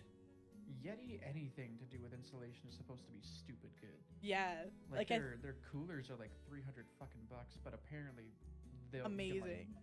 yeah, you can like leave just a little bit of ice and water and salt to keep the shit cold for like a couple of days while you're camping because it's insulated so well. Well, like Steven's It is sister, I feel good. like has a ton of Yeti stuff. In terms Yeah. of like more like the personal stuff, like I think she's got like Oh, a I Yeti water bottle and a Yeti thermos, and she just like swears by them. I do have a Yeti beer koozie, actually. Of all A things. steel one. I forgot about it. Well, it was a Christmas gift. Oh, Forever ago. I know I never use it, right? Because I don't drink very often. I used it when we were streaming, when we were doing the drinking streams here, actually. I've had it for that long, apparently. Steven and I were building up the liquors in our liquor cabinet Nice. selection, and promptly we're up a couple good bottles and already Nice. down a couple. We've been I mixing. mean, it doesn't take long if you're just kind of sitting there and sipping throughout the day. No, and we've been mixing for like the last month or so. We've been every few nights, like every couple nights, we might have like a mixed drink. Yeah. So we had bought like these really good vodkas, and it was like a vodka raspberry and a vodka vanilla. Oh, nice. Yeah, and they were really good. And they were really good mixed together too. I was gonna say. Yeah, if you put it in like a Coke, it's like this great vanilla Coke raspberry. So good. Ooh. And then we bought recently we bought a spiced vodka. It's a pear spiced vodka. Super good. It's really I remember good, Steve talking about that before. but I haven't figured out what to mix it in yet. Steven had it in the Spiced iced pear? tea and really liked it. I was gonna say like something like iced tea or a ginger ale or something that lends itself well Ooh, to like Ginger ale would might be a be good choice. good. the more bitter notes and the sweet Yeah. notes as well. Steven did it in the iced Or tea even and it just, was like, pretty tonic. good. What was that? Even just like tonic water might be good with that too. Mm-hmm. To This let the flavor of the vodka itself shine a little bit more. the spice definitely had a very forward flavor. So the simpler the flavor paired with, for sure. I told Steven that it kind of reminded me of like apple pie, only if it was Yeah, like I a can- pear instead of an apple. I could see that's like a pear crumble-ish sort of thing. Mm-hmm. That same sort of like cinnamony, nutmeggy sort of Yeah. flavor. Yeah, it was very cool. We bought a Amarillo. What did we get? Amarillo? Amarula? Amaretto? Amarula. But Steven hasn't made me hot chocolate with it in it yet. He's been having coffee every morning with some in it during Christmas break, but not. Been drinking a lot of it. Have you really? Fair bit of it, yeah. We're just over here drinking more than we ever have. Yeah, I looked up I don't drink like at all anymore. It's impressive. We drink more now. Yeah, I For mean, some if I'm reason. over at somebody's house and they offered me a mixed drink, I'm not going to say no. But I also just don't really have Mm. booze. Well, I have booze in the house, but I don't have anything to mix it with. It's expensive. Nor do I really have the gumption to go and grab mix and that sort of stuff, because Mhm. it's usually something that's either sweet, and I'm trying to cut down on sweet things. Mm.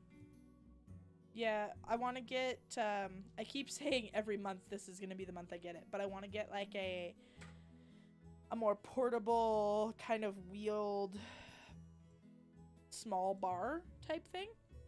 Mm-hmm. Probably from Bed Bath and Beyond. Yeah, like one of those giant globe things that they have. Probably your not booze in. one of the globes. Probably more of like a rectangular thing. And I want to get some like. I think we have a set of like some nice wine glasses, maybe, but I want to get some like actual like drink glasses that are stored in it, and like actual like good assortment of. Actual like bar equipment, sort of. Yeah, like bar equipment and mixed drinks, just because we well, pre-COVID lockdowns, we entertain a decent amount now. Yeah. I mean, we did before too with like when we did the board game nights, but it's nice to have like a better selection of alcohol, because all the alcohol that we did have was all like never stuff we picked for ourselves. It was like we had a barbecue and somebody brought booze and then was like, yeah, you can keep it.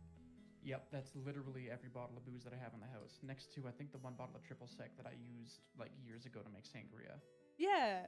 Or it was things like the alcohol from our wedding that's like in this massive like plastic bottle of like, right? So we haven't picked out anything that's like, this is something we want to try and know if we like, and then keep this in like a collection. Mm-hmm. We're being all weirdly like adulty, want a decent drinking, like decent alcohol cabinet. Yeah, maybe eventually, but I don't know. I definitely prefer other sorts of inebriation to getting drunk at this point in my life, so. Still never been drunk. I think that I'll stick with that. That's Like, one thing I will say. Yeah, I can't. I just get, if I forget to drink like a little bit of water when I'm drinking, it gets pretty bad. Because it's just like such a massive headache the next day. Yeah, I am actually like really grateful that I don't drink a lot and have never experienced being drunk. Like, Yeah. I feel guilty when I'm like, oh, Steven, I had 2 mixed drinks tonight. Like the equivalent of 2 shots of alcohol, and I feel guilty. Yeah. Well, to be fair, 2 shots of alcohol can fuck somebody up if they're not used to drinking. That's true, but does not fuck me up, so that's good. Yeah. Just makes me go, I'm ready for a nap. Yeah, pretty much. Like I'm all like, I could fall asleep easy. Yeah.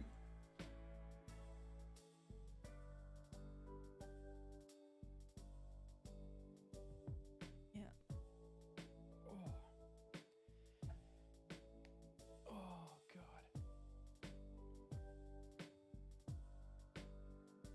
I've got to figure out in the next 3 days how to maximize weight loss without being unhealthy. Is it the last 3 days of your challenge? Yep, me, Andy, and Adam's weight loss challenge. Are you winning? I think so. I was for a bit, for sure. I was down to like 246, and then I went back up a little. But that was a total of like 21 pounds lost at that point. Oh, wow. Are the So I'm others hoping still I can doing get it back very down. unhealthy? I mean, I'm not so sure anymore. It sounds like Andy said that he like kind of like plateaued and started eating a little bit more again. So, Okay. and I have no idea how Adam's been doing, so he's kind of the wild card. You might win. But I feel like I should. I feel like you've taken it the most serious. I feel of like it too. So if I've you had, don't like, win, a few not great days with it. Like my birthday, I ordered food in. yeah, I mean and, it's your birthday, That weekend I ordered food in because the band was doing something. right? And then, Christmas. Yeah. But I get like 2 Christmases because my dad was on the 24th and my mom was on the 25th. Mm. So a lot of food in the past week. I mean, that's Christmas. But now it's all just exactly. But now it's all just leftovers that are sitting in the fridge until I ration it out to myself. Okay. But yeah.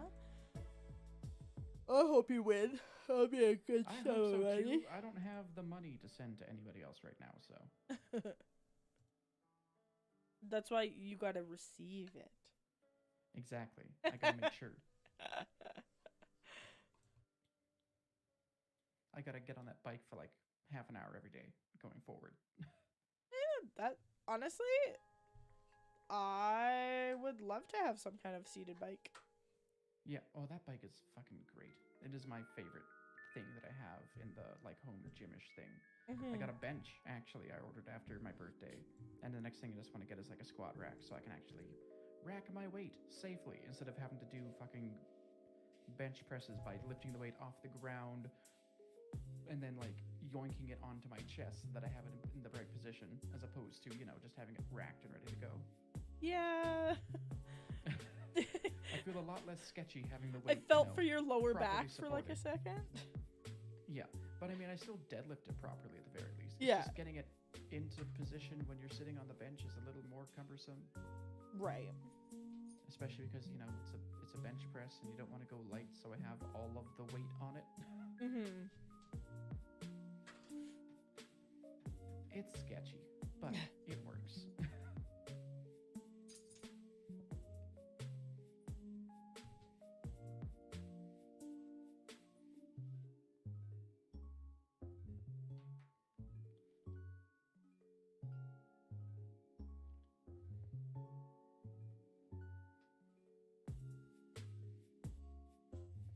Suppose I can close the calculator now. I haven't had to use it for a hot minute.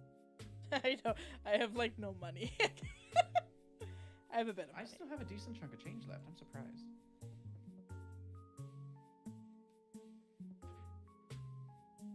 Yeah, you guys did okay. Well, after we had talked about like our clothes getting super ratty and gross and stuff, I was like, that's fair. Like, I think I should gradually just work up to Brooke having like 5 outfits. Hmm. And then if something bad Jackson happens, would be figure just out one. what outfit she was wearing. Yeah.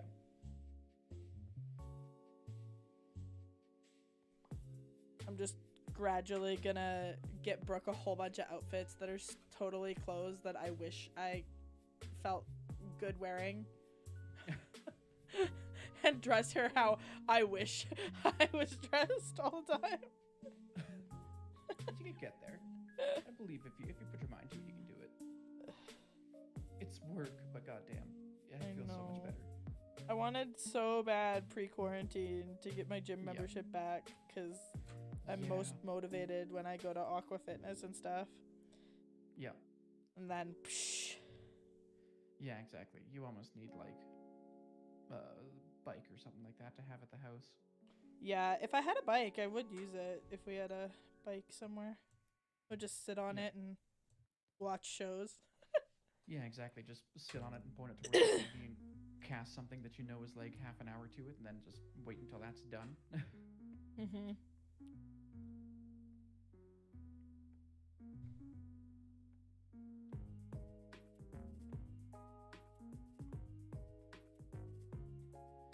It is pretty fucking great, and I feel a lot healthier walking around and just like existing in general now. Yeah.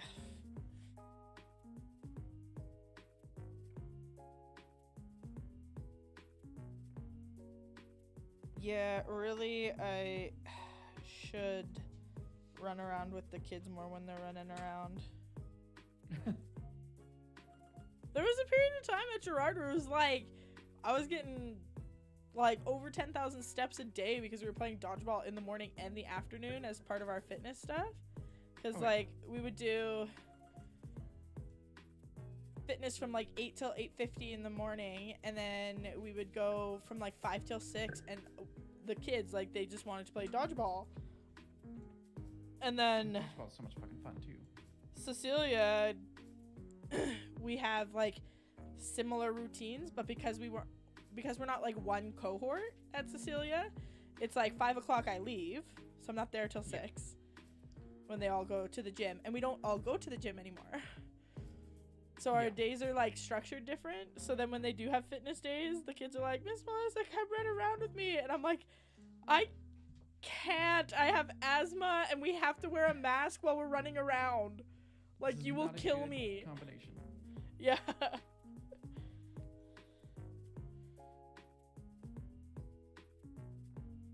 Yeah, I feel like I could keep up with my niece a lot better than I could before now. Yeah. Next time I see her.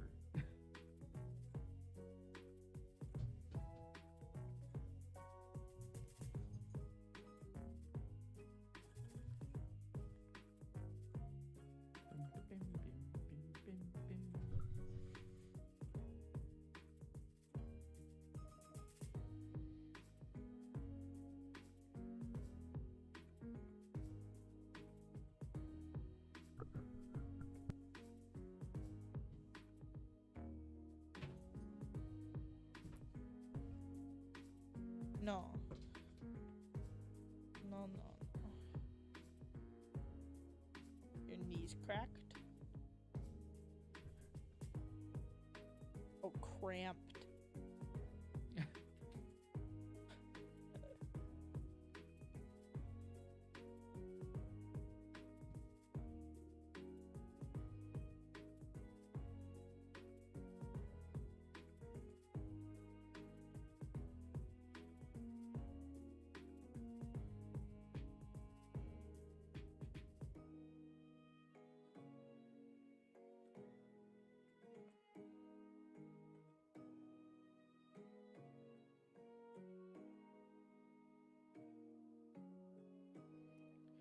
I am actually gonna run off for a second. Hang on, I'll be right back.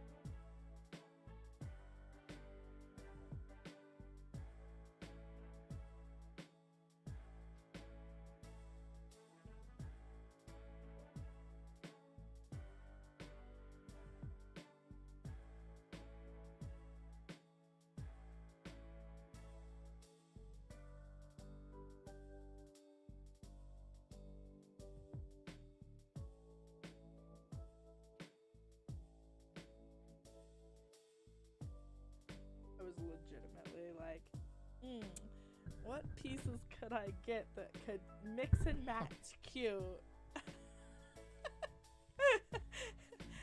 Let's get Brooke like 7, 8 items. She can switch outfits around real cute like.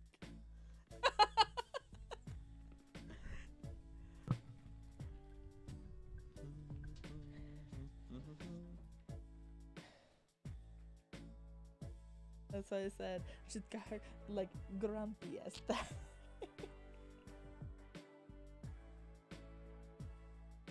That's what I was trying to describe really poorly with the pads. Only like an orange. Okay. With like only like a different cut along the top and like no sleeves, Steven. So more of like a scoop neck as opposed to a V-neck. Okay. With the one outfit. Only like white and then like orange And a cropped leather jacket. I mean, a cropped denim. Cropped denim. Yeah.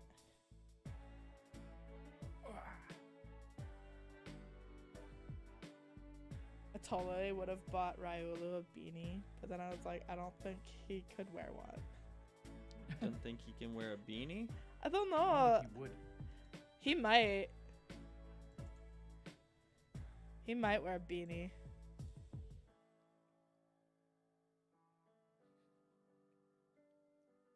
Should get a suit for Billy. Just cuz. He would be dapper. I don't know. Is Ryulu like a scarf kind of dude or like a beanie kind of man? A beanie kind of man. I feel like a scarf would suit him well, mostly because then he looks a lot like Greninja. If you get the right color scarf.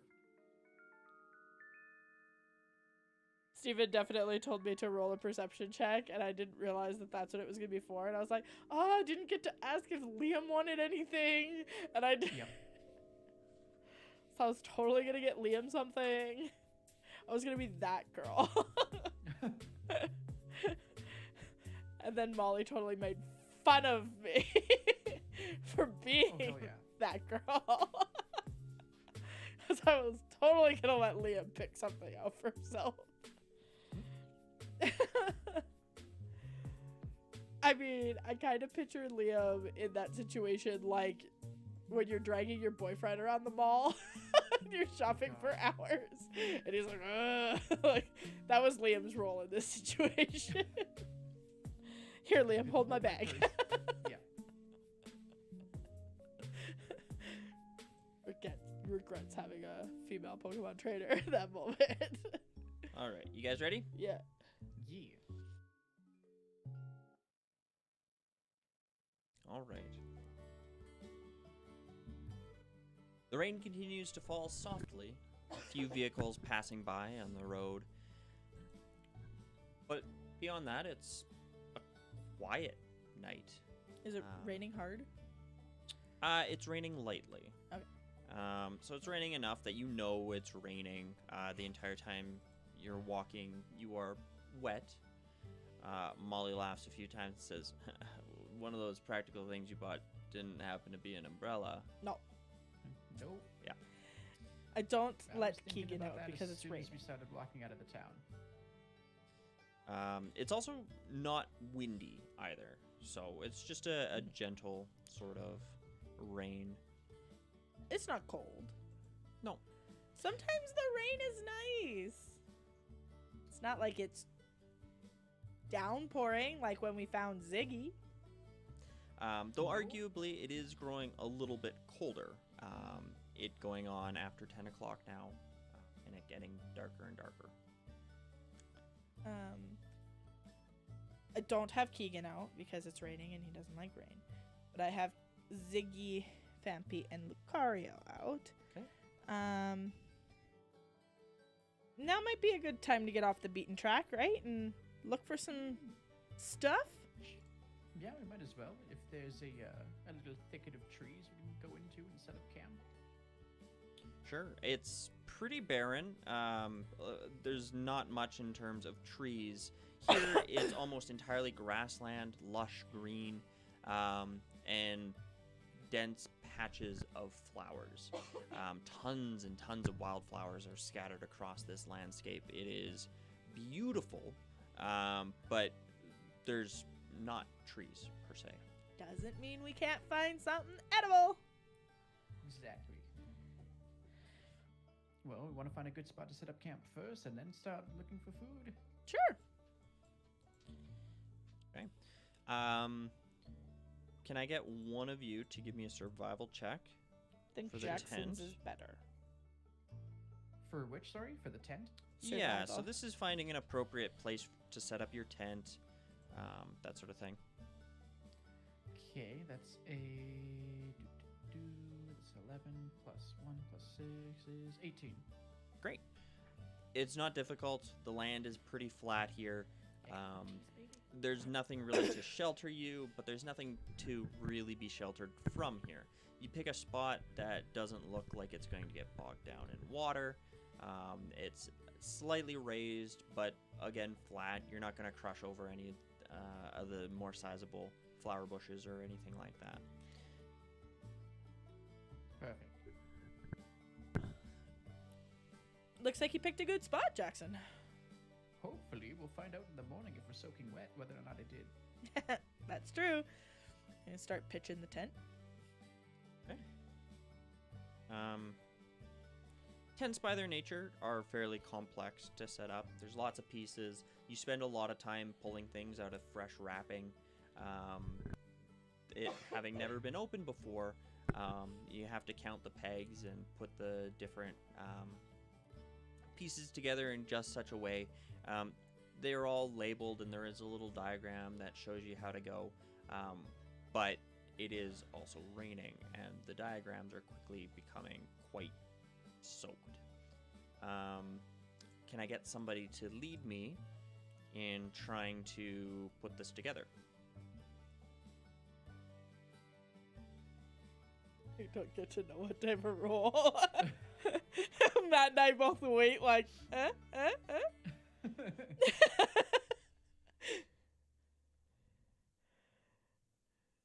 Who wants to lead? Would it be with advantage? Because we're both doing it, or is it just We're helping straight each roll other, because right? we're both? Yeah, if you're helping each other. I'm gonna say Jackson probably has the better chance with this one. Okay, I'm gonna roll. Okay, give me another survival roll. Okay, that's even better. That's a 24. Wonderful. Despite how new this tent is, and the fact that you probably haven't put up anything specifically like this in quite a while, it does bear to mind tents that you would have put together in your youth. And it's, you know, a tent. A tent is a tent is a tent. And even though you can't find where a couple pieces go, it all makes sense by the time you get it up and every piece has found its place. I knew you'd be good at this, Jackson. I just like pat him on the back. I'm surprised. It seems like my muscle memory works better than my regular memory. I mean, you've always had the outdoorsy thing going on, right? I don't know about outdoorsy. More just knowing nature. Similar piles, right? I guess. Adjacent piles. It's like a theoretical knowledge versus a practical knowledge. I'm starting to put the theoretical to practical use. There you go. That makes a lot more sense. Molly rubs her arms a little bit. You can tell she's getting a little cold, and she says, well, how about that stew? Well, Sure, it's clear a little spot for a fire, I suppose. we have a camping stove. Or are we doing a fire?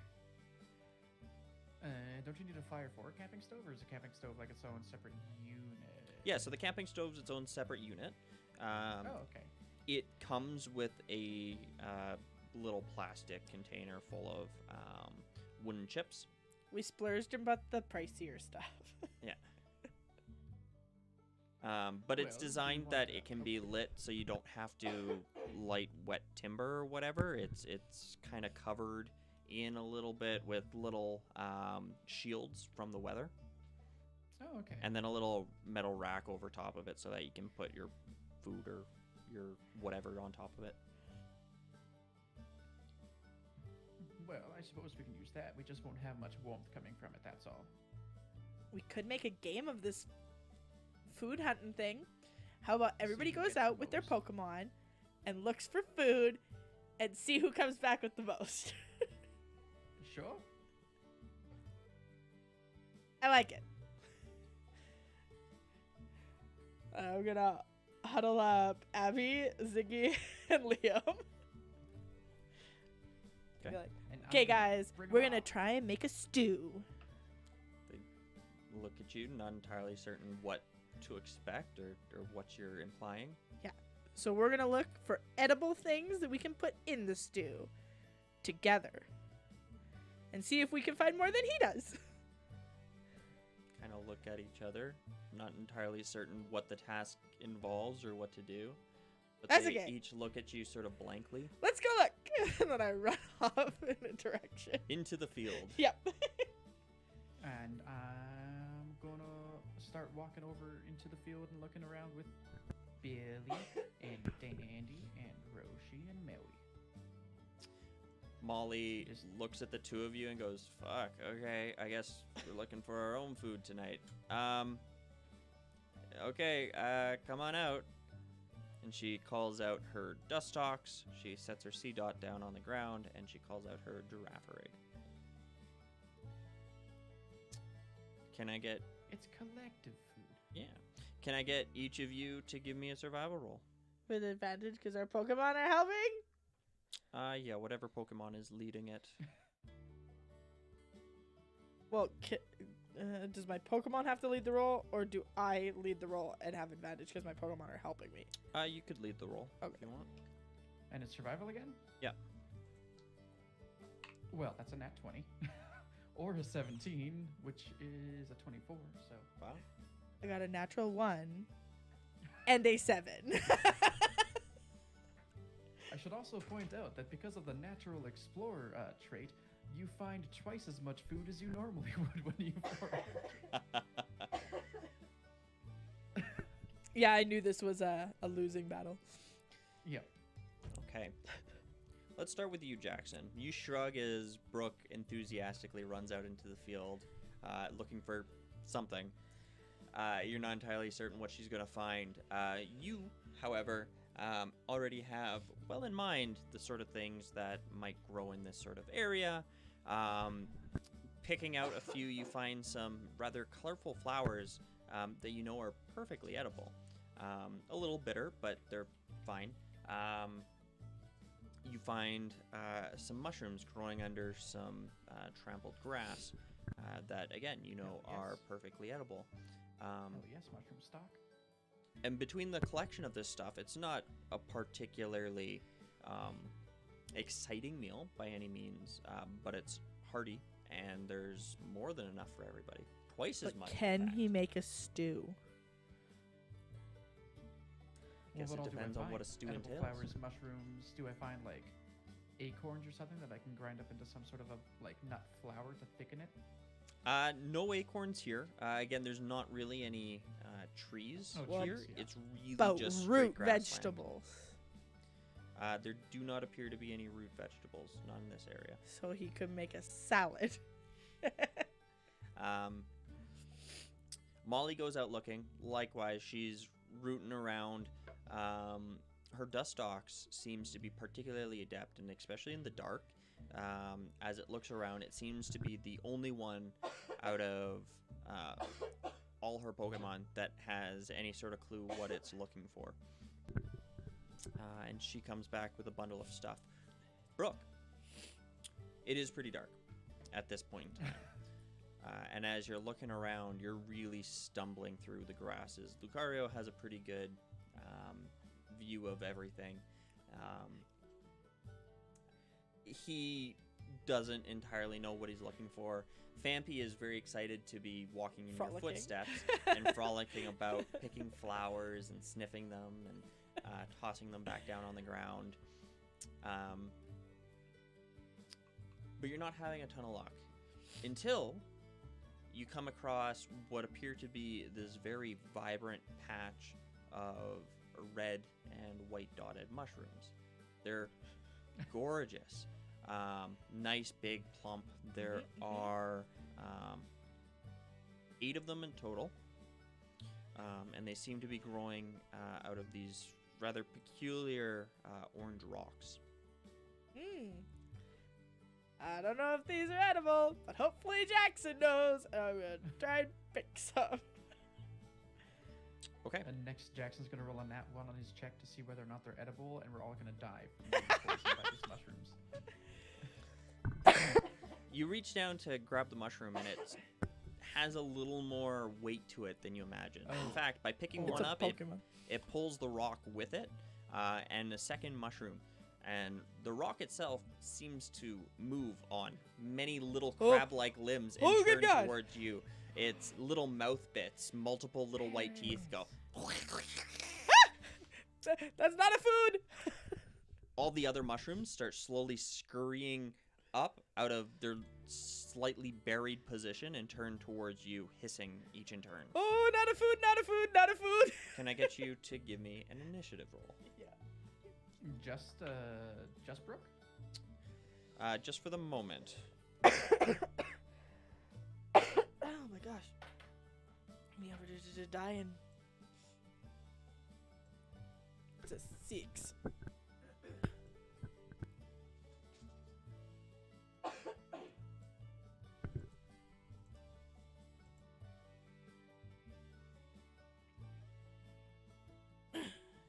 Oh, Brook. I knew it was a Pokemon. I was trying to think of who had. I forgot about Pear's for a second there. And I'm So did I. sad about that, 'cause I actually really love Pear's and Parasec's designs. And the fact that they're bug grass. That's cool. Who did you say was your active? Ziggy.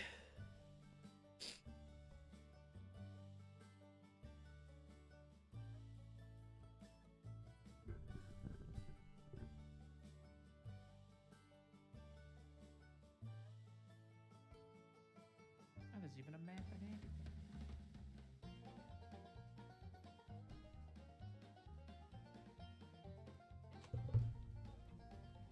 Three. You're 3? No, I got a 6. I told you that. I said there's 3. Oh no, there's 4. Oh.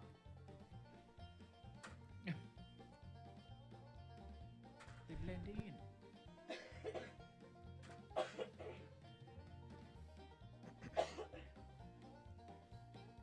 Ugh.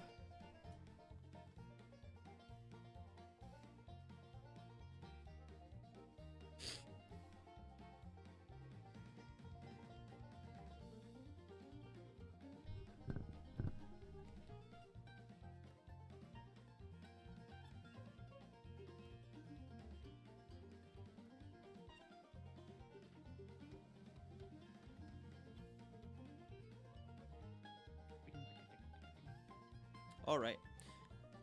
Top of the round.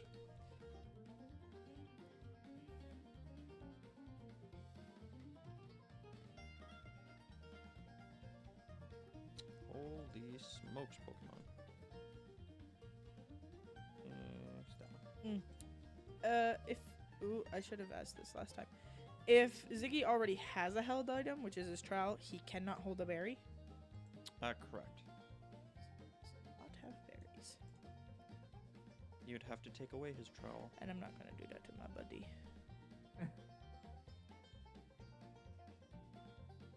Okay. One of the Pokemon that you were not holding runs forward towards you. You're kind of surrounded at the moment by a number of them, but he gets right up to you and he tries to make a scratch attack at your foot, you holding on to his companion at the moment.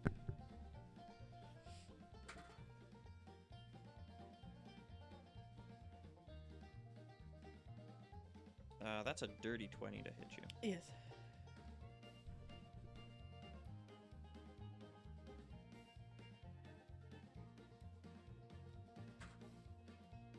That's going to be 5 points of normal type damage as it cuts into your leg with its little claw. Okay, the one that you're holding starts squirming in your hand, and likewise, almost instinctively, it tries to scratch at you as well. But it's kind of dangling awkwardly in the air, and it does not hit you as it scratches at the air. Brooke, it's your turn. Jackson, Molly, it's not a food. It's not a food. And then I'm gonna say, Ziggy,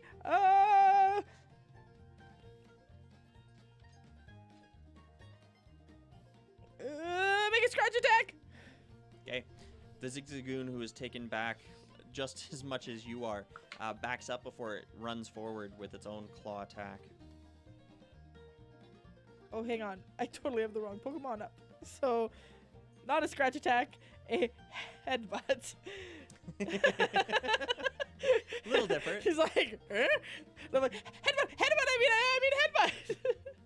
That's a... shit.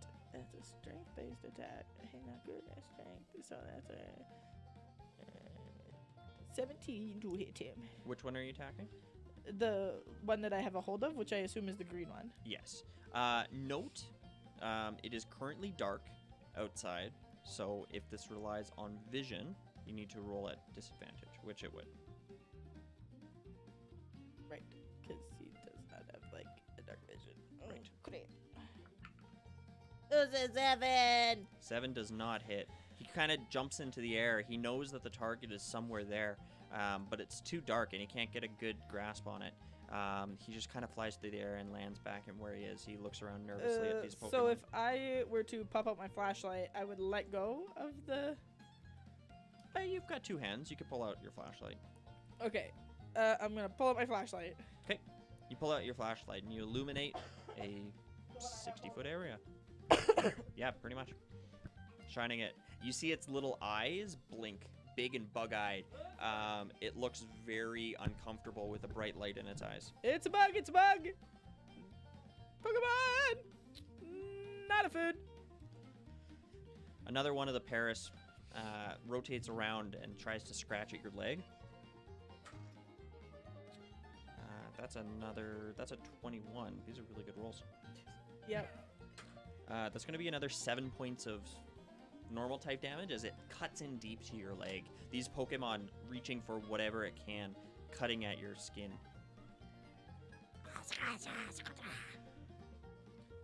Yeah, well, now I want it! The last one tries to scratch at you as well.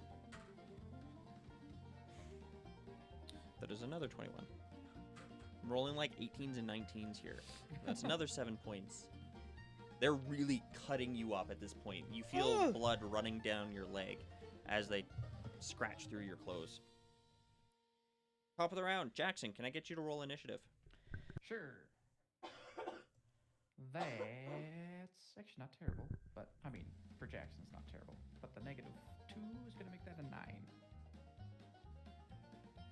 It's a 9, eh?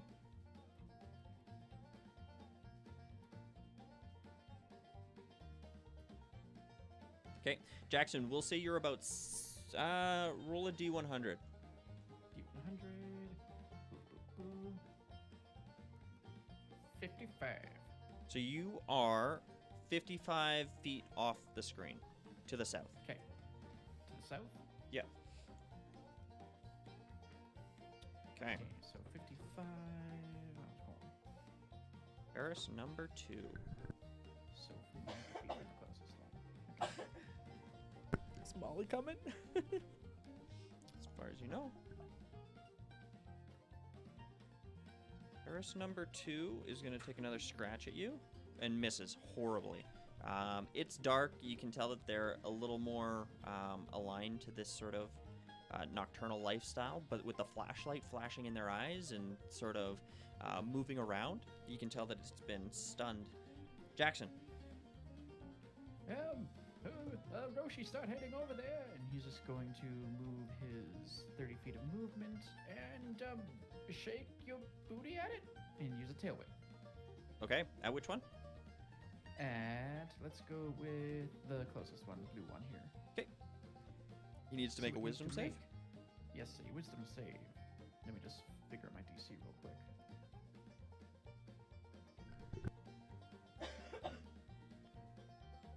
That is a 14. Yeah, it beats it. Okay. Fine. Yeah, you see this figure in the distance who's kind of calling out to you and moving. The flashlight flashing off brightly in the distance, and there seems to be some sort of commotion. Roshi goes running out ahead of you, shaking its little tail, but doesn't seem to get any of their attention. Alright, and I'm just going to use my own movement to get a little closer. Kind of keep pace with Roshi. Okay, you guys are So moving now we're 30 feet. 25 feet off. Gotcha. Yeah. Okay, Paris number 3. Is this one. It's the one in your hand. you with the flashlight in its eyes. It's going to try to make another scratch at you. That's another 21.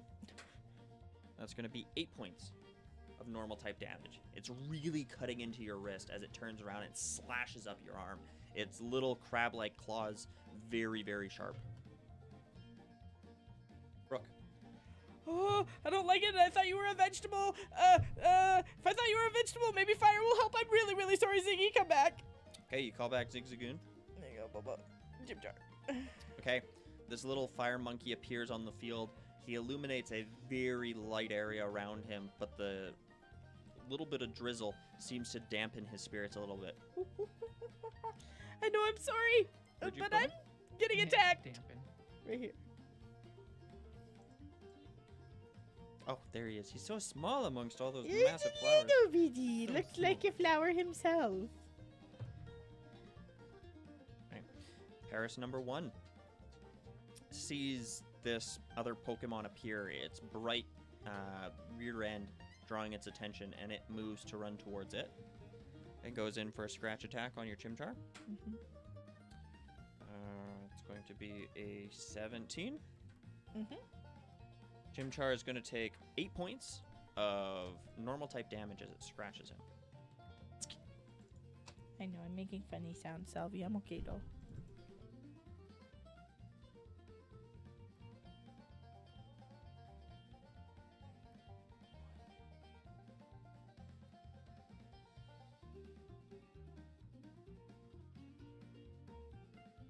I got all these marked.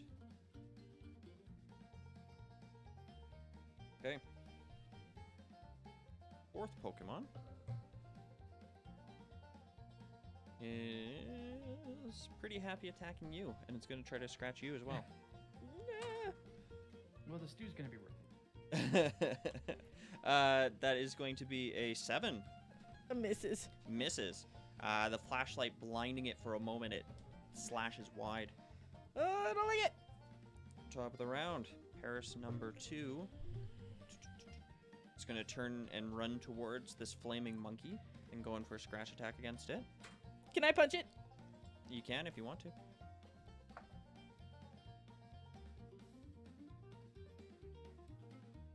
13. 13 just hits.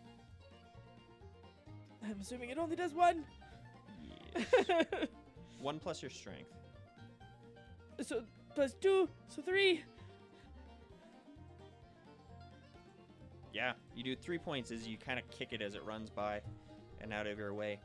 It is knocked a little off balance as it tries to scratch at your Chimchar, and that is only an 8 to hit. Is it miss? Jackson. Keep coming in there, Roshi. So he's going to move another 30 feet, and I believe that gets him 10 feet on the board because he was 25 out. Yep. And that also gets me on the board because I'm right beside him. There you go. And from here, what can you do, sir? He's going to squirt water at him, and he's going to shoot a water gun at this guy here. And Alrighty. I need to roll for that. Oh my goodness! I need to remember how to do things and stuff. So that's a plus proficiency plus 2. So that's a 15 to hit. 15 hits. Perfect. And with the water goon, he still does the base because it's not level 5 yet. Oh, minimum damage. So that's 3 points of water damage. With his little stubby turtle-like legs running up behind you, he's a little winded, and as he breathes in and goes to shoot out a spout of water, it's just a trickle, and it spritzes this Pokemon, who seems to resist the majority of it still. It did not do much Have damage. 1. This Pokemon unbothered by that. Well, we'll get him next time. All right, the Paris in your hand, Brooke, is still struggling. It is a few feet off the air, and it's slashing at you furiously. Goes in for a scratch attack. That's going to be an 11. It hits. That hits. It's going to be 4 points of normal type damage as it cuts at your wrist. Brooke. I really don't like this. I thought you were food. Keegan, Ember the one in my hand. Rolls at disadvantage because he is in melee at the moment. These two Pokemon on either side of him are really hairy. Well, my second roll was higher, so 18. 18 to hit. Wow. That hits. Yeah, that was my lowest number. Yeah, despite the rain, he grabs a good tuft of embers from behind 14. him and whips it forward. This 14 fire.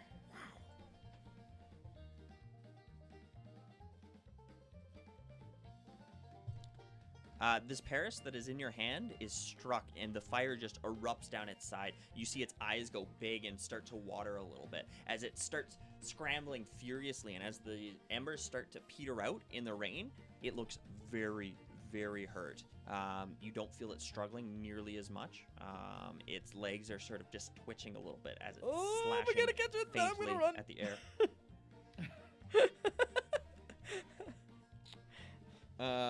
Okay, Paris number 1 is going to make an attack on your Chimchar. Uh-huh. That is going to be a 14. It hit. 3 points of normal type damage.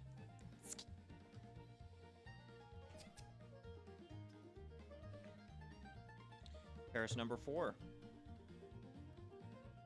is at your legs. It is still scratching at you. That is a 19. Mm-hmm. You take 8 points of normal type I damage. don't want to die from a Paris. They're cutting you down. You can feel the wetness dripping down your legs, and you know it's not just rain. Paris number 2 is going to take an attack at your Chimchar. And that's only going to be a 7. Nice.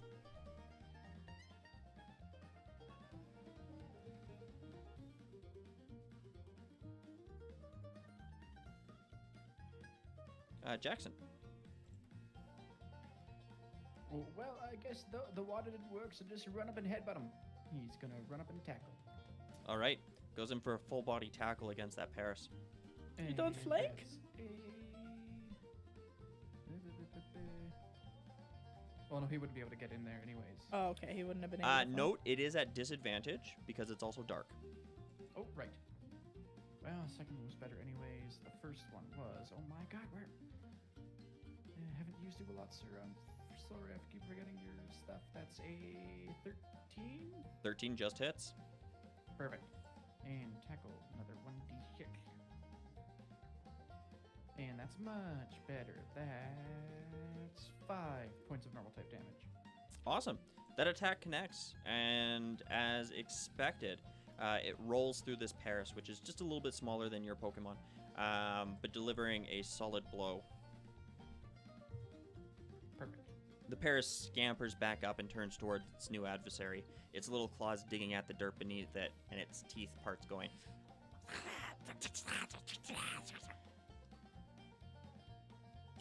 And I'm gonna run up as well. More Okay. targets. Paris number 3 is in Brooke's hand. It is flailing very weakly. It turns around as best as it can and tries to clamp its claws down on you. It's going to be a 14.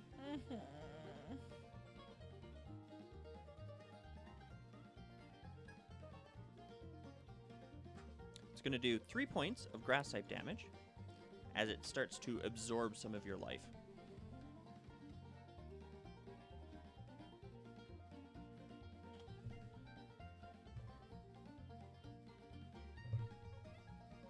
Brooke. I'm gonna try and catch it. All right. Give me an animal handling check as you whip out a Pokeball. It's a 10. Okay. The Pokemon in your arm who doesn't really have a lot of fight in it struggles against the Pokeball. You basically slamming it down on top of it and it disappearing inside of it for only a moment. The ball shakes and shakes and shakes, but you yourself are quite hurt, and it eventually shatters, and the Paris falls to the ground before you.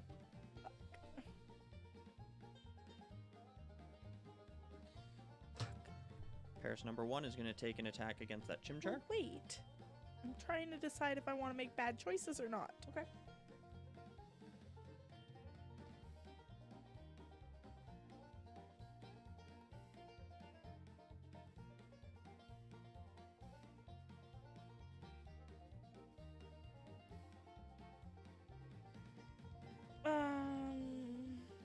Chimchar can't move, but I can.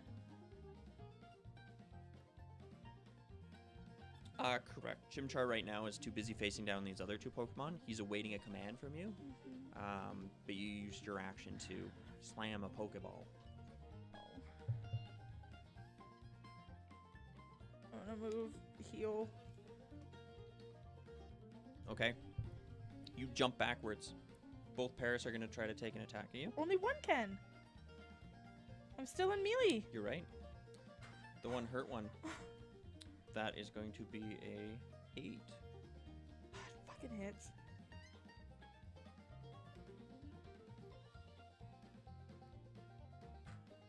Clamps onto your toe as you try to leave. That's going to be 3 points of grass type damage.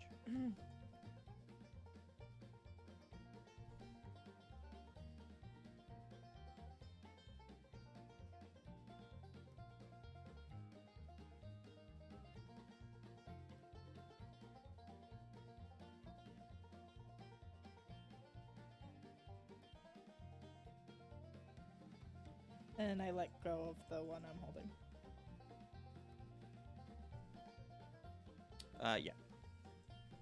Yeah, when you slam the Pokeball on it, I assumed it dropped. Okay.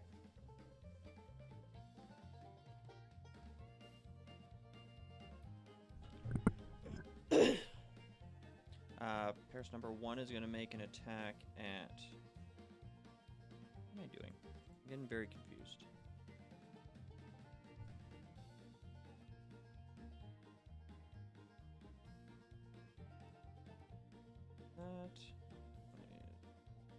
That, okay, better. Yeah, it's gonna make an attack at your Chimchar. That's only gonna be a 9. There's a miss. Yeah, your Chimchar deftly jumping around in the grass around these Pokemon who are just swinging at it with sharp claws. Number 4, who is still in range of you. Is that the one I was holding, the green one? No, you were holding the... Yeah, you were holding the green one. Yeah. Yeah. Yeah. So the brown one's in range of me? No. Oh. No, you're right. The brown one can't get to you. Sorry, everything's so small and colorful, it's hard to see where they are. Well, I, like, distinctively, like, moved away to be like, don't want to fuck with you. Doesn't mean it's not going to attack me, but there are other options on the field. Oh, you could probably also shift the camera, I guess? The view? Okay. If I could find the mouse. This insect Pokemon sizes up its opponents, and it actually scurries over towards the small water turtle that seems to be roughing up its buddy at the moment. And it's going to try to take a scratch attack at Squirtle. Okay. That's going to be a natural 20. So he's going to hit. D6s. Oh, that's not great. That's 4 points of normal type damage as it slashes at your Pokemon. Ducks inside his shell and manages to avoid most of the damage. It's a mean strike that carves a serious gash across it, but doesn't do anything more serious. Perfect. Paris number 2 is going to make another attack against your Chimchar. Okay. That is going to be a dirty 20. Yep. And 8 points of normal type damage as he finally lands a blow. Jackson. Hey. You'll notice which most one of these these look a Pokemon little haven't hurt? really been hit all that much, and most of them look pretty good to go, their eyes gleaming in the darkness. Except for... The one I hit, the green one. Yeah. This green one's one? been hurt sorry. This one's been hurt a lot, and This you've one. just started hitting this guy. Yeah. Which is also the one I punched. Okay. Well... I guess we'll just try to lessen numbers for now. Do I have a Pokeball? Just a regular ass Pokeball. Wait, yes, I'm going to toss a regular ass Pokeball at the green one. Okay. Give me an animal handling check. For Pokemon handling, that is a dirty 20. Dirty 20. The ball strikes the Pokemon, and in the darkness, it disappears beneath the grass. You can hear it twitching a little bit before it eventually comes to a stop. Oh, thank God. Okay, one less.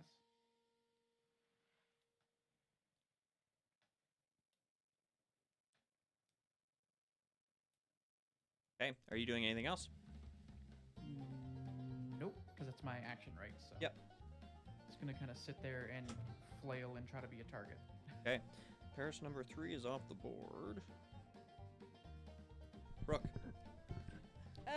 Keegan, Ember this one, and I shine the light on the brown one. Okay. He turns to look at it and he throws an ember at it. 15. 15 hits. 7 points of fire damage. Okay. Another considerable hit as it splashes across this one and ignites a little bit of the grass around it. The Pokemon seems to shrivel away a little bit, covering its head and vital parts away from the fire. It looks to have been pretty considerably hurt by that. Does it look like it could handle another hit like that? Like that, possibly. Okay. Anything else? No. Okay. Paris number 1's going to make an attack against your Chimchar. Mhm. That is going to be a 16. Yep. And 8 points of scratching damage. All the damage that they've been doing is normal type, right? Yeah. Yeah, Chimchar turned away to throw that ember, leaving its side open as the Paris jumps in and takes a swipe at it. Paris number 4 is going to attack your Squirtle. That is going to be a 19. Still there, Jackson? Oh, yep, sorry. 19 to hit me? Or Your Squirtle. yeah, that hits. Okay. That's going to be 3 points of normal type damage. Sure, sorry.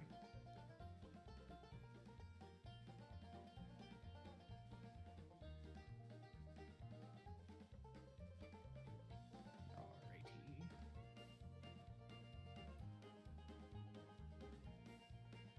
Okay. Top of the round. Number 2 is going to take an attack against your Squirtle. Okay. That's going to be a 7. Does not hit. Wicked. Squirtle turns around and it strikes its shell. Your turn. Jackson. Well, we'll give him a boop, and he's gonna headbutt again. Okay. Going for another tackle. And disadvantage because it's dark, and neither of those are good. So that's a 5. 5 does not hit. No, he flies through the air hoping to hit something, but it's too dark. The light is kind of splayed over the one next to him, but he misses his target. Brooke. Okay. How's the blue one look? It's in around the same neighborhood as the one that is currently right next to you. Okay. Let's do this one again.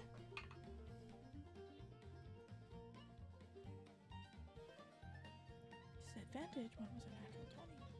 The other is a. I know, not better at all. 10. 10 does not hit. No, it flies through. The 2 Pokemon at its side, distracting it a bit. The ember flies through the air and lands somewhere off further down the field where it sizzles. Okay, and then I'm gonna be like, let's risk it! Back up! Except he's gonna go. No, which direction is he going? Oh, he's gonna go this way. There. Okay. And the Chimchar runs off into the field a little bit and turns around. Okay. Paris number 1 is going to go running after your Chimchar. Running through the tall grass, it goes in for a running tackle with a scratch attack. It's going to be an 11. Miss. Misses. Scratches at thin air. Paris number 4 is going to go in for an attack against your Squirtle. It raises both its claws this time and goes in for a different sort of attack. That's going to be a 13. No, that doesn't hit. No. Squirtle manages to dodge around it. It's nimble and moves about in the rain. This Paris catches dirt. Paris number 2 is going to go in for a very similar type attack. And that one's going to be a 17. Yep, that hits. Okay. As it manages to dig both its claws into your Squirtle, you notice a little bit of energy sapping out of it. That's going to be 3 points of grass-type damage on your Squirtle. Yay! Double to 6. And you see the Paris look a little bit stronger than it did. And which one was that? The blue one? Yeah. Okay.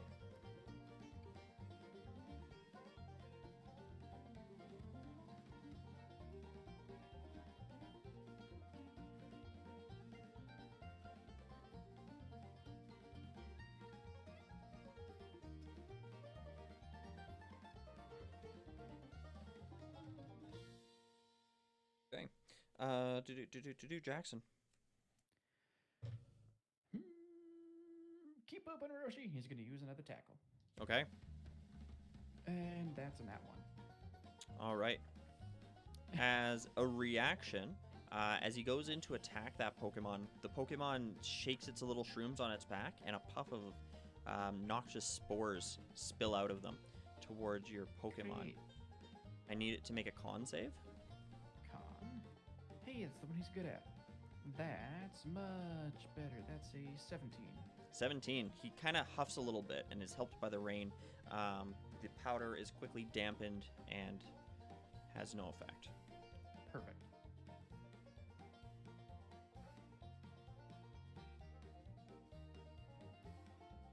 Okay. And yeah, that's all she wrote for me. Actually, no.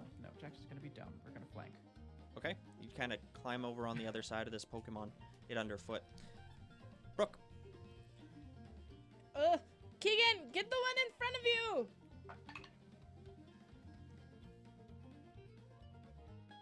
19. 19 hits. 14 points of fire type damage. Whew. With one wicked blow, whipping up this fistful of embers in front of it, it basically ignites this Pokemon in front of it. That quickly burns out. The Pokemon collapses on the ground and then starts to dig its way beneath the soil.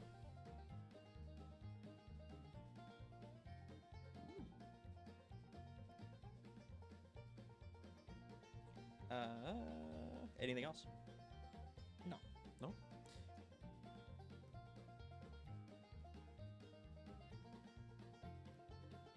Great Ball adds how many to the thingy?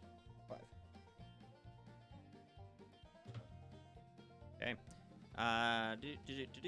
This Paris over here goes in for another attack on your Squirtle. Okay. That's only going to be a 7, though.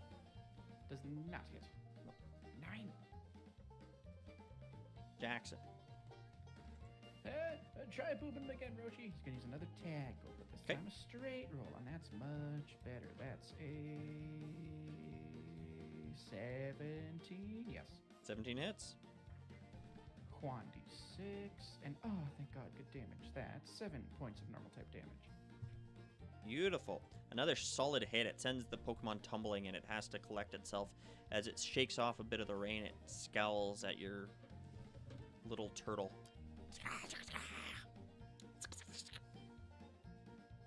Well, yourself.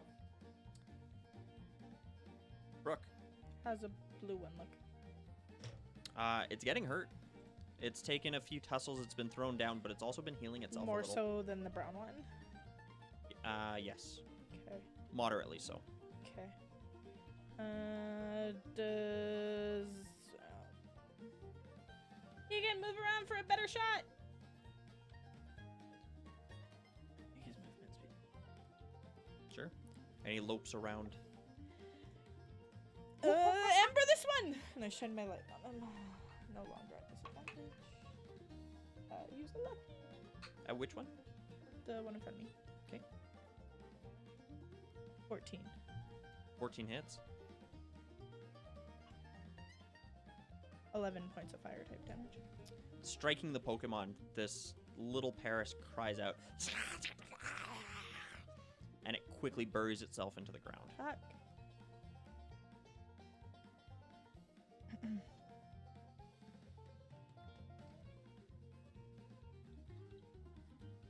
Okay. The only Paris left looks around between you and it starts just swatting furiously. It turns to you, Jackson, Oh, no. and a 19 Well, yeah, that would hit anybody here. hits you for 7 points of normal type damage as it claws at your legs. Great. Great. I love it.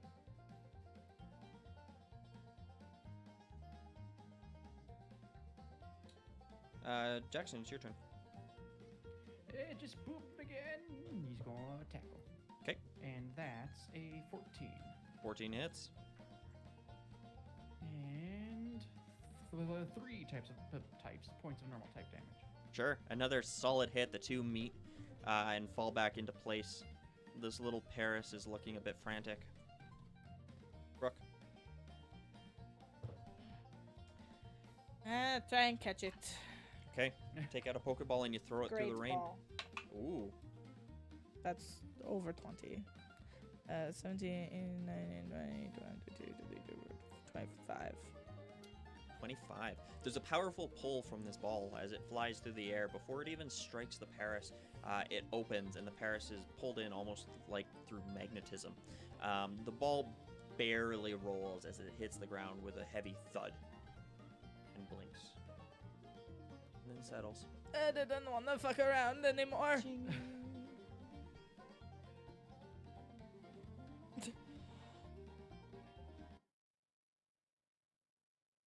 Molly comes running in behind you, her Pokemon at her side, and she goes, "Hey, what's up?" Brooke's like barely standing. There was some Pokemon, not food. They had mushrooms on their backs though, so I can understand why one would go looking. It wasn't food. It really hurt. Molly runs up to you and looks you over. Oh, fuck, you're really cut up. I'll be fine. Just sleep it off or whatever. Yeah, we'll go get that stew started now. Sleep it off. Fuck, you really working for your food. My frick. Fuck, man. Like, got band-aids I or just anything? go, I'll be okay. And I'm going to heal myself for 10 points. She says, well, I guess if you say so. Jackson's stew will make it so much better. Hopefully, there's not too much in this area. I did manage to find some mushrooms and some edible flowers, so we'll see how it goes. How stew-like this becomes. How It might be stew-like more of a soup. this becomes. Soup, salad, whatever works at this point. Those guys pack a punch. As you guys, I only got hit by them once, but still. as you guys collect your Pokemon, do you want to have those in your party? Box. Yeah, box for now.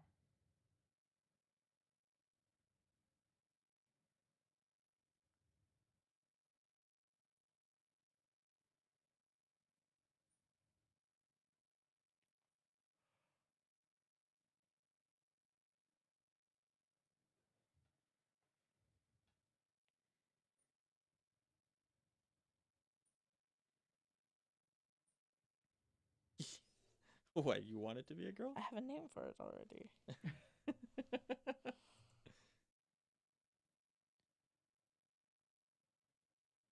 Ooh, mine is a girl too. Oh god, I have no idea what to name this.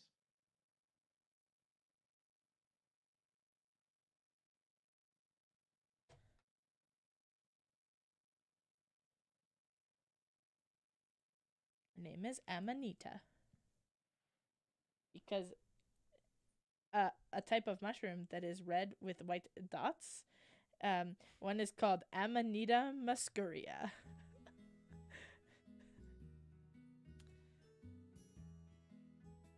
Molly starts emptying her pockets and she says, "Yeah, I found this shit.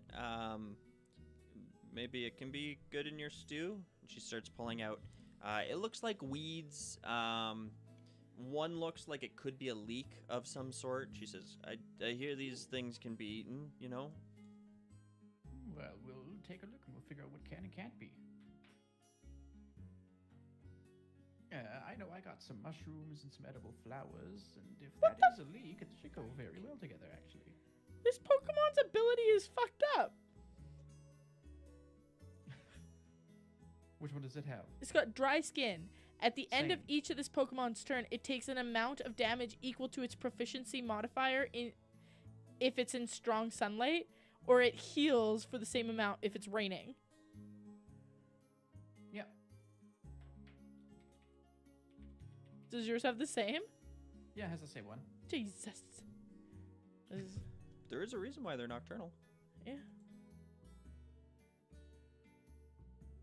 All right. Well, I suppose if that's all said and done, we might as well go back and start setting up. Okay, sounds good. Take out one of the pots and just kind of leave it to collect a little bit of rainwater. Walk it off. Bloop, bloop, bloop. Pot slowly starts to collect rain. It now getting And even start- later at night. You're going on maybe 11:30ish.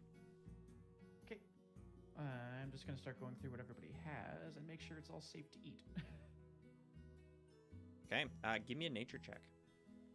You betcha. That's a 21. 21. Everything you brought back is fine. You chose it yourself. It's all perfectly edible. You do sort through the stuff that Molly picked up, and not all of it is edible. Not all of it should be eaten. You pull out some weeds, and you're like, oh yeah, that would have given us some serious indigestion. That one might have even maybe killed us. We'll set those ones aside. Those are no good, no bueno. Molly shrugs like she didn't know or didn't care anyways. No, it's all good. And I just managed to get those flowers and some mushrooms. You did, yes. So you Okay. have definitely brought the heartier portion of this. She's brought maybe something a little more flavorful. So yours is between the mushrooms, which are meaty, and the flowers, which are a bit bitter but bright. Hers would supply a more acidic sort of flavor. One of them maybe a little sweeter. But a Okay. combination of things. Okay. Then, yeah, we'll just start, once there's enough water in the pot, Mhm. start up the little cooking stove. And we'll stick the mushrooms and the leek in first after we get it all chopped up as much as you can with, assuming the only knife we have is the one in my No, I bought the knife. Swiss Army knife. Oh, yeah, perfect. Brooke also has a small pocket knife. I have a knife. I I have also an assume it oversized Swiss Army knife. came in our cutlery. I'm assuming it probably came in our cooking utensils, wouldn't Yeah, it? but it might not be cooking utensils. It might just be like a ladle and some forks and butter knives and stuff. Ah. I was thinking, Jackson, when I clearly almost, died by catching things that weren't food. We should get some, core essentials, too. Don't you like thickened soup with potentially, flour? Yeah, For, or like cornstarch. If we can get a nut flour, that would be great. Yeah, like Gives a little bit couple more earthiness to it. essential things, like maybe some spices and some flowers. Brooks is kind of Salt and pepper would be- lying in the tent now, sore. Salt and pepper would be really nice right about now, Mm. actually. That would be good. Molly's looking at you and she says, should I get the rations out now? No, I think it'll be a good soup. Okay. And yeah, just mushrooms seemed and pissed the off. leak or whatever. No, I mean, to be fair, it is like 11:30. Yeah. Give me an insight check. She is regretting this decision. Yeah, oh, totally is. 15. 15. She seems amused and willing to go along with it, but she's also already got one hand inside her bag fishing around for the rations. And you don't have to be in the rain. Does the tent have like a overhangy thing? Like some tents do, like our tent? Yeah, I mean, it's everything that you would need to shelter it properly Yeah, from. so like Jackson could be Yeah. sitting under that with the stove. And then once it's thickened up, like ever so slightly, we'll add in the edible flowers and the other stuff, and we'll just serve it up. It's very fragrant and fairly colorful after you've added the flowers into it. But more than anything, it has this very green sort of overall color. Like a pea soup! The cooking set did come with some very simple cutlery and plates and bowls and that sort of stuff. This type of thing that you could reuse very easily. And you pour it up and hand it to the three of them. How does it taste? Jackson, give me a survival check. Okay, be good, be good, be good. Okay, that's not bad. That's a 17. Thank Yeah. God I have expertise in all these things. Well, Uh, these two things. It's more of a soup than anything. Mhm. It's pretty simple. Mhm. And it goes from mostly like a savory, meaty sort of flavor, largely lent by the mushrooms, Yep. The umami. to a little bit of a bitterness off the end, which isn't distasteful, but it's not exciting either. It's not bad, considering you found it all.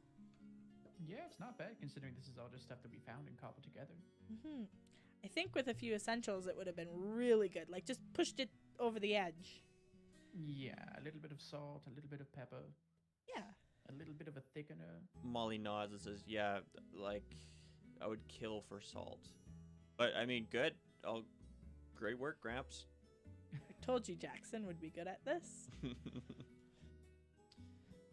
She puts the bowl down on the ground and she pulls out her C dot, and the C dot moves over and starts lapping at it. Mm. Not bad. Not bad for a first ever cooked camping meal. Not bad at all. And tomorrow, we'll sleep in a bit, get up, see if we can hitch a ride. Yep. Stick close to the road as Yeah. much as we can. Sounds like a plan. At this point, seeing as you left the city far behind you, it's still a distant glow on the horizon, but inside your tent, the only thing that's illuminating the area is your flashlights that you have about, and they kind of glow inside here, bouncing off the lights and refracting, all of the above. But your vision does catch a bit of movement outside your tent. And you can see three very distinct lights moving about. Like someone walking with a flashlight kind of thing, or like floating up in the air all ominous and creepy? Give me a perception check. Hell yeah. 6. Natural 1. Wow. CFOs, man. They could be flashlights. It definitely looks like it could be three people walking through. Lucario, grassland. Liam, what's your vibe on those guys? I am far too hurt and tired. Can Lucario give me a perception check?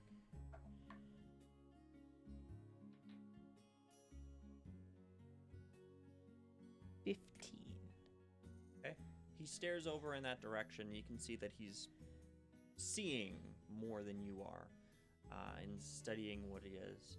And he motions his head over and he goes,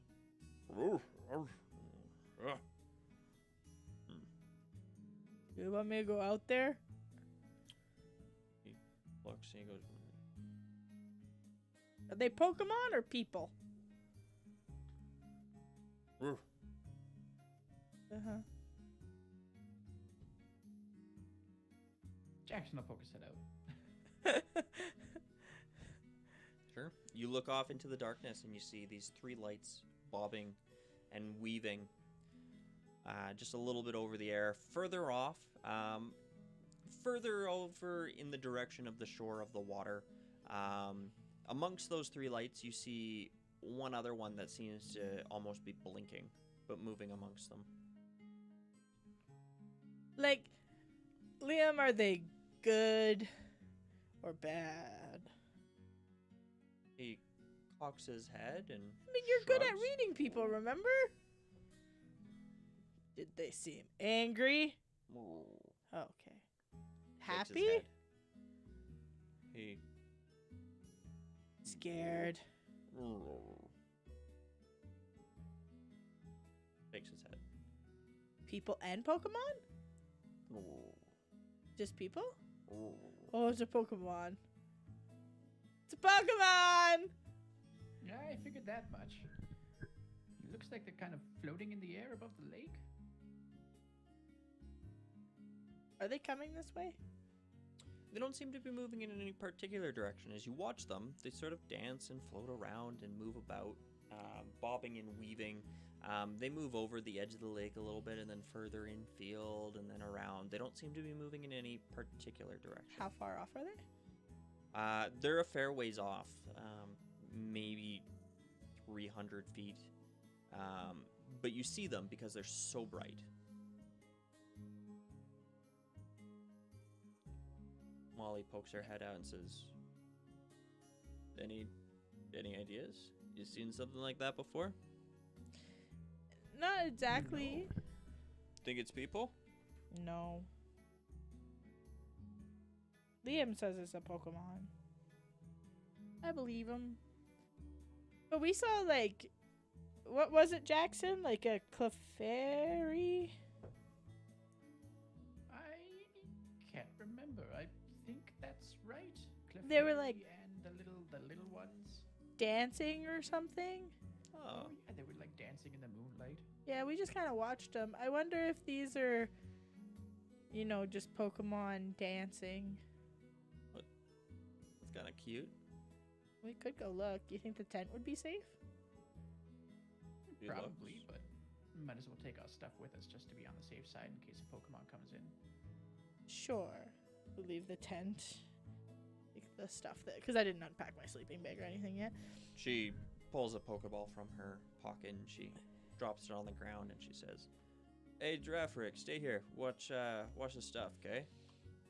She tussles the mane on the top of its head and she says, There, good boy, yeah. Awesome. Watch our stuff. And I'm going to have Dandy as my active Pokemon this time. This point, I will... Liam, do you want to stay here and watch the tent with Giraffe, or do you want to come? He looks between the two of you and he looks at the tent and the Pokemon and he looks at you. Takes a step towards you. Ooh. Ooh. Given that we were settling, I wouldn't have had Fampy, Ziggy, and Chimchar out because the tent's too small. So I'll just take Liam with me. All right. Yeah, and I'm just going to have Dandy out. And do a sneak. Okay. Molly pulls out her dust ox and says, Dusty, here, show us the way. And the dust ox flies just a little bit ahead of you, almost kite-like as it rests on the little bit of wind, and it leads a little bit forward. You guys moving forward, it kind of steers you away from little pitfalls in the ground, little rocks where you might have tripped over. It seems to have perfect sight of everything that you're walking across at the moment. I'm going to do another quick, okay, we're not going to get in a fight, and just brush myself off and give myself another 10 just in case. I was really sore.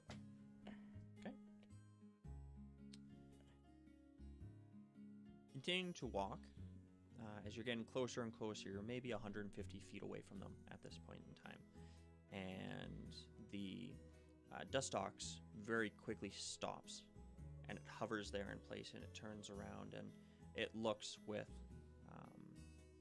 somewhat inquisitive, maybe a little concerned expression towards Molly, and Molly says, "Whoa, whoa. What'd you find, Dusty?"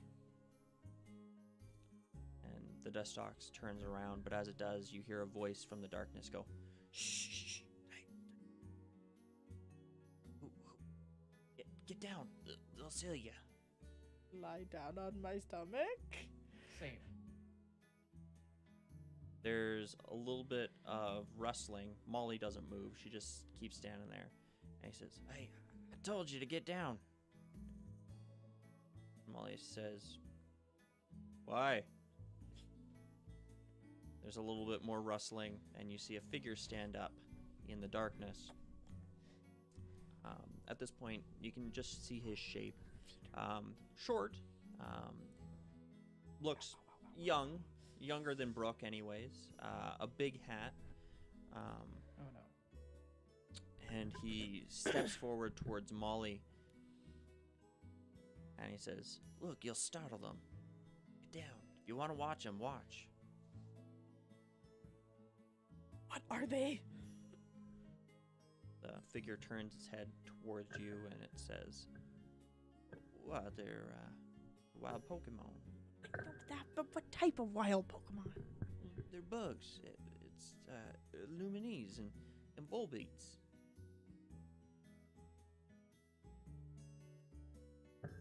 Molly shrugs and says, "Oh, what are they doing?" And the younger gentleman says, "Well, they're it's a main ritual. You see, the Volbeat, they all compete for the attention of the female, the Illumies. The Illumies are only female, and Volbeat are only males." Interesting. So they're just kind of sitting there showing off to each other? The figure turns towards you. It's too dark to see any of his expression, and he says, yeah, kinda. It's a dance, and there's pheromones and hormones and all the above sort of involved, but yeah." He turns away from you and looks back at the light display. The figures continuing to dance in the darkness, flitting about. You can't see the Pokemon per se. You're a bit too far away. But you can certainly see their lights. And as described, they do appear to be dancing in a way. Shaking in a motion, moving upwards and downwards, high up into the air and then low along the ground. And amongst the three very steady glows, you see one that is more just flashing as it moves amongst them. I saw one flashing. It says, "Well, that's the Illuminese. It's not there to show off to anybody. Just to keep their attention." Mm. Interesting. What are you folks doing all the way out here if you're not come to watch the show? Camping. Molly shrugs and says, "Yeah, camping." The figure nods. Says, "Well, it's a good night to be out, ain't it?" It is. Yeah, we saw the lights. Said they were dancing. Thought we'd come look. The rain continues to fall softly on the top of you guys as the shapes continue to dance in the distance.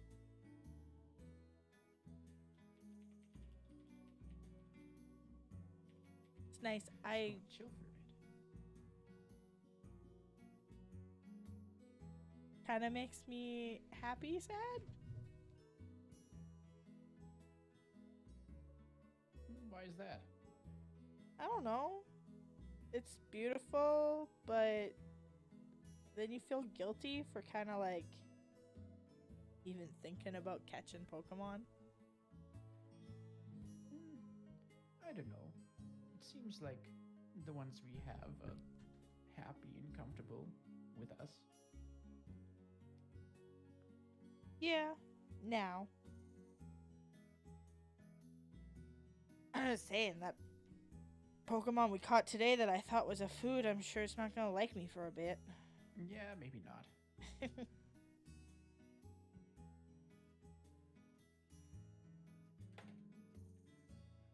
I just see things like this and then I feel, I don't know, guilty for even like a thought of a Pokemon trainer interrupting it. Not Yeah, that but I I don't think we've intend ever- to. Yeah, I don't think we've interrupted anything like this before. I We hope usually not. just sit and chill and watch these moments. Yeah. You hear the sound of a lighter flare. And Speaking of chill, Molly lights up a smoke. You can see her trying desperately to cover it from the rain, but eventually it does ignite, and she sits there puffing.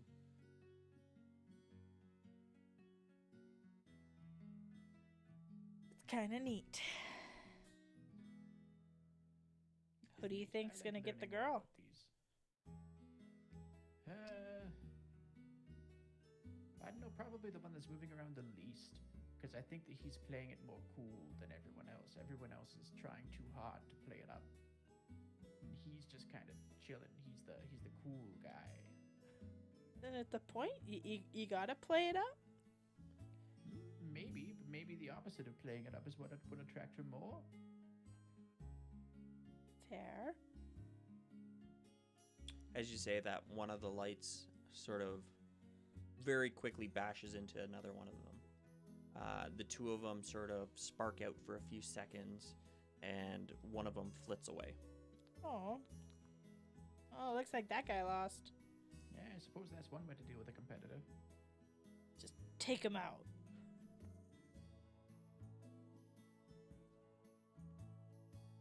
Part Who's of me wants left? to yell out, aim for the knees, but at the same time.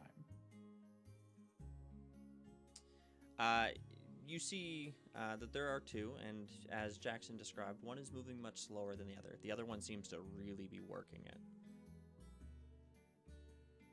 Moving very quickly in zigzags, up and downs, and somersaulting, and moving in spirals. I'm kind of rooting for the one that's not moving too much. Same, actually. Go underdog. Ah, the other guy said try hard. Between the two of them, eventually the one that is just consistently blinking in spot seems to pair up with the one that is really moving. The two of them start to sort of circle and somersault over each other, and it's fairly distinct. The one that was moving slowly and rocking about and moving slowly starts to leave. You see its glow Ah, get darker and dimmer as it moves off. Oh, oh buddy. well. I was rooting for the underdog. Yeah, I was rooting for him too, actually. It's a shame, but hey, beggars can't be choosers. Likewise, the two remaining Pokemon start to dim as they appear to go higher and higher and higher, and then further out and away. That was cool. That was actually a lot of fun to kind of sit in on.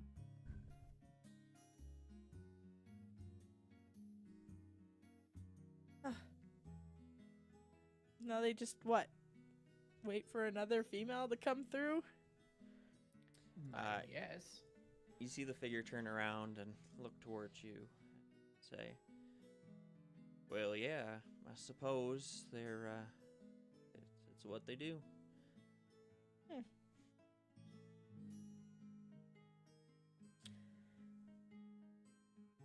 Well, I kind of want to find him. Cheer him up.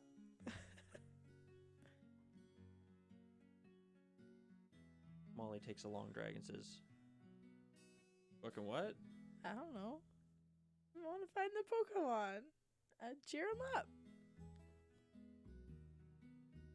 Yeah, I guess poor guy's out here somewhere in the rain all by himself.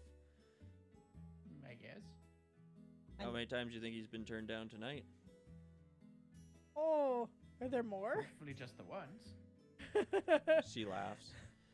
And the other figure says, well, I mean, it is the season. There's plenty of them out here every night.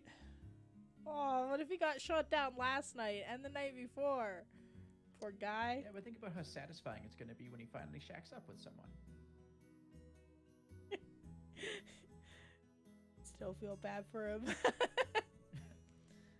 The figure shrugs and he says, well, it's just life, you know? Not all us fellers can get the girl. You say that like you have experience, but you're like, what, 14? So?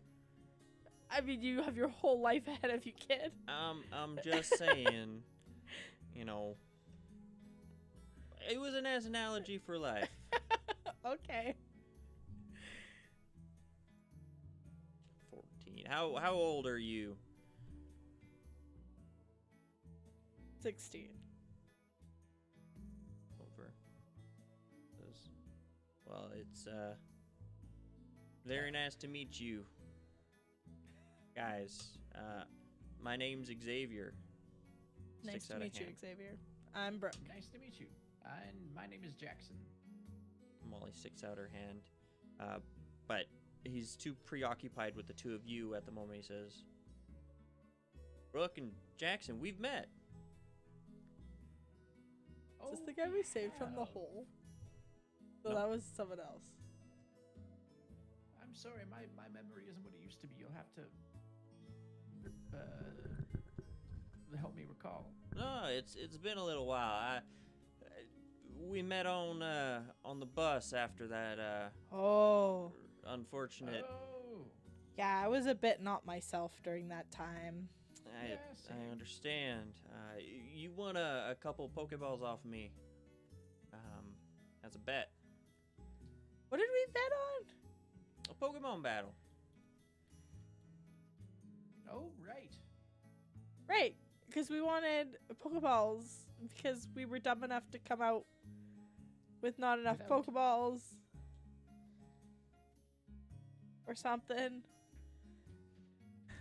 Figure Yeah, laughs. when we were delivered, we had that fight behind the Pokemon Center. Yeah, Off-road with route, that if I recall. awful girl. Yeah, she was pretty terrible. Yeah, I'm quite proud to say I haven't seen her since. Mm-hmm. Ditto, I think. Sorry, myself was laughing at Matt saying ditto. You said you're camping out here? Yeah. Yeah, we just cut a little spot back a few hundred feet. Oh, it's like I said, you picked a hell of a spot. You must have known that it was a Volbeat and Illumini season. No Nope. idea. No idea. We tend to stumble across these things. We stumble across everything that we get ourselves into, really. Well, that's something.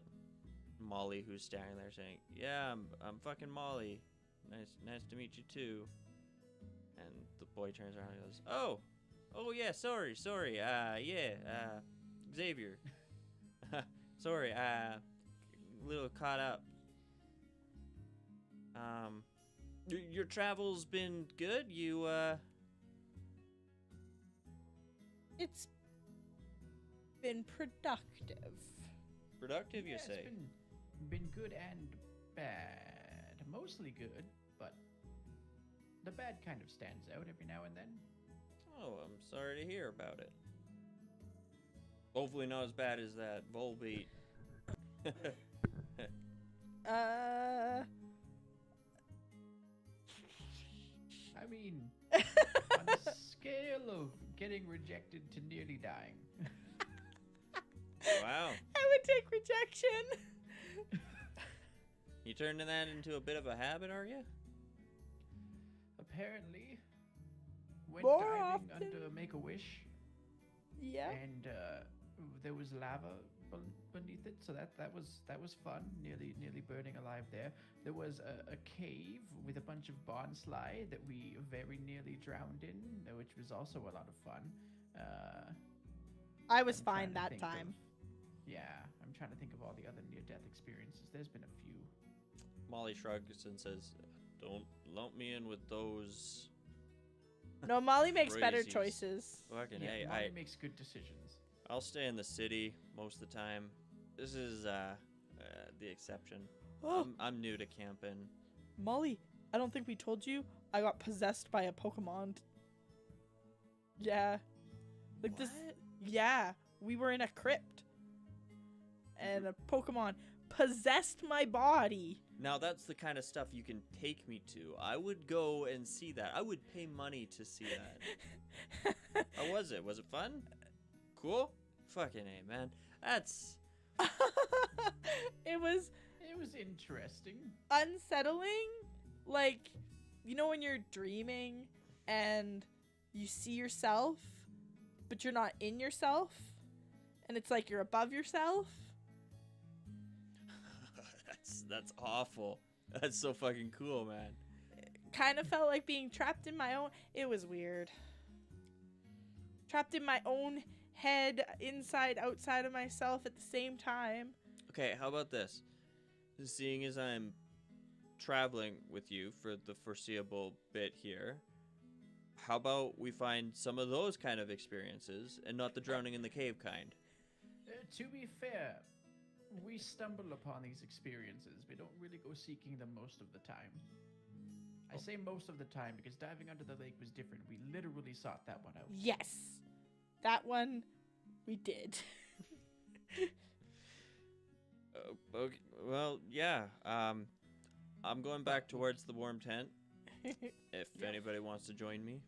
I We'll definitely will. keep an eye out.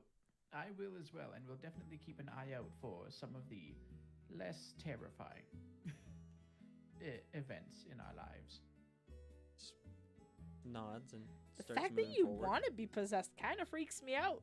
Dude, like, I mean, worked out pretty okay for you, right? Well, But it might not have. Just saying. Shrugs. Well, I mean, you guys seem to have the damnedest luck, so... Nah, just a good, hearty constitution. speak for yourself.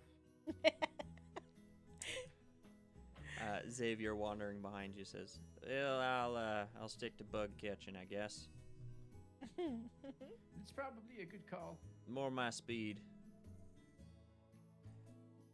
You got a fire or something? Mind if I share it with you tonight? It's a little cold." We don't have a Sure, fire, we but don't have a fire, but we've got a little camping stove. Not too much heat comes off of it, but at least it'll be dry. Sure. and a tent. Yeah, that sounds very nice. Don't mind if I do. Truck back to the tent. Yeah, as you guys move back towards it, you see motion around the tent. There's a little bit of a crash, and you see Molly's Girafarig go running around the campfire. And Molly goes, "Girafarig! Hey! Hey, Girafarig!" and goes running off ahead of you. What the heck? As you do so, you I see guess a we're not little wrong. light sort of glowing around the campfire.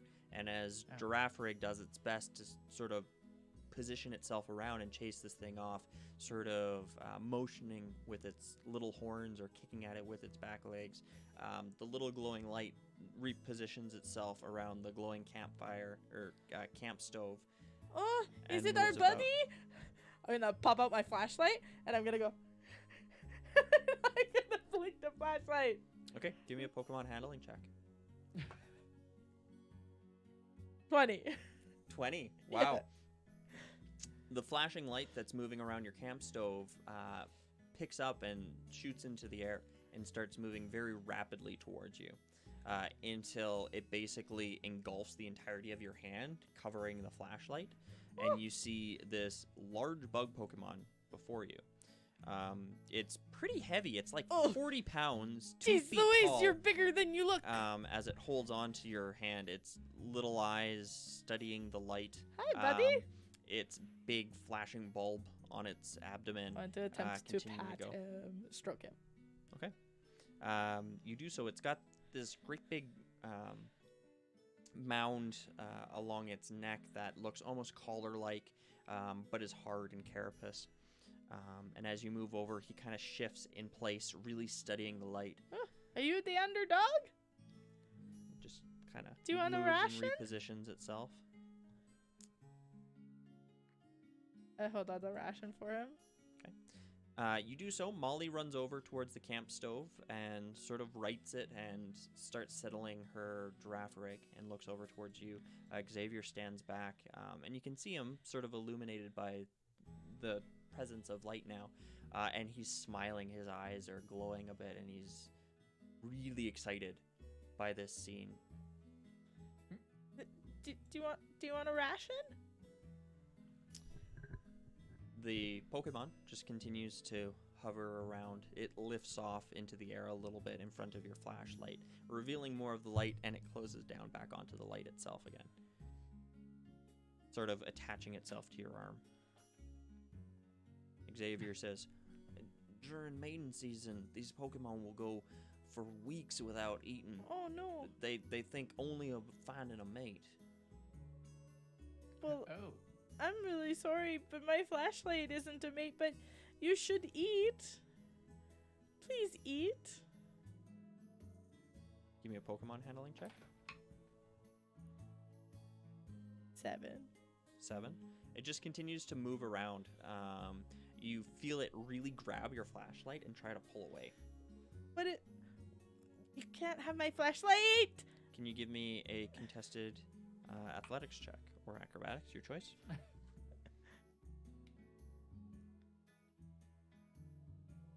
10. Oh yeah, it snatches that flashlight right from your hand and starts flying away with it. Dude, I just bought new batteries. Please come back, underdog. You can see it in the distance, slowly starting to fly away. Slowly, it doesn't seem to be fleeing by any means, and its backlight flashing happily. Oh, crap. Ugh, how far away is he?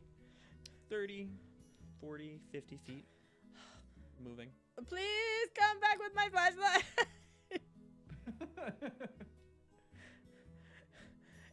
Well, that was 50 Pokebucks well spent. Or no, how much was the flashlight again?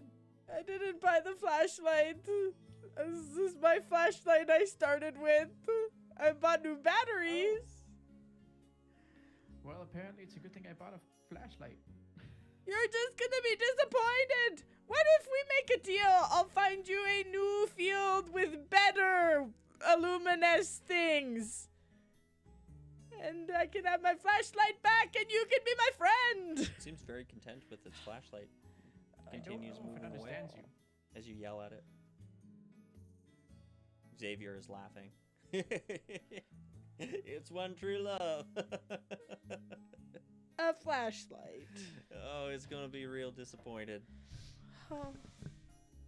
Yeah, when the bulb goes dead in 8 hours. Until then, it's gonna boink it all at once.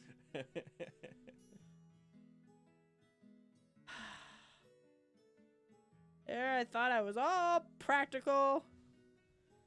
Now I have 2 batteries and no flashlight. No, you've still got a flashlight, and I'll hand her my other flashlight. How do you have 2? I bought one. And you had one already? Yeah, I've got one on my Swiss Army knife thingy. I'll pay you back. I guess Switzerland isn't the place here, so it's just an army knife.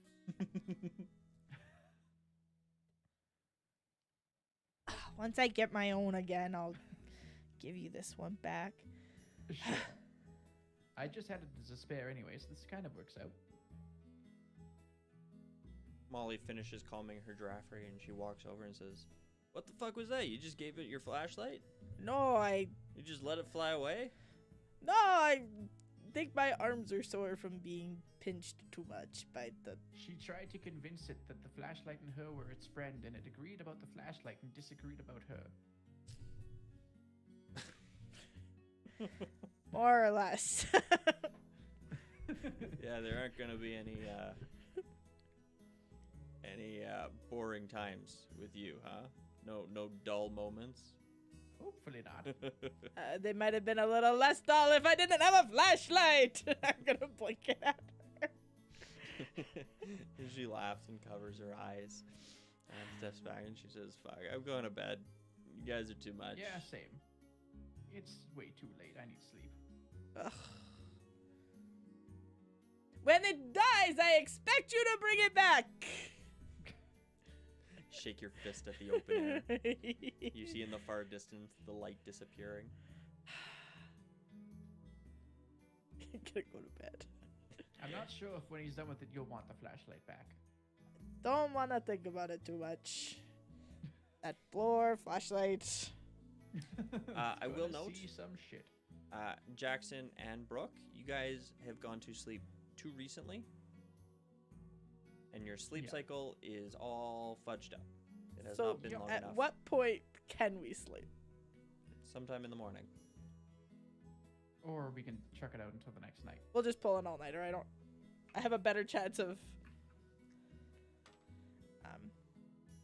passing a con save. Yeah. Just gonna pull an all-nighter. Won't really say much of anything. Just gonna toss and turn in the sleeping bag. We could try to lure in more bugs.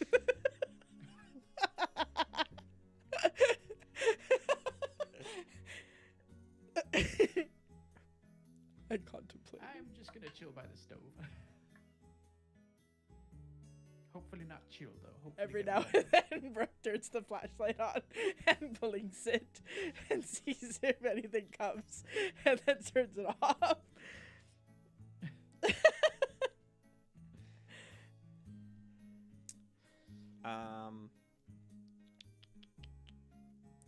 Jackson. Yes.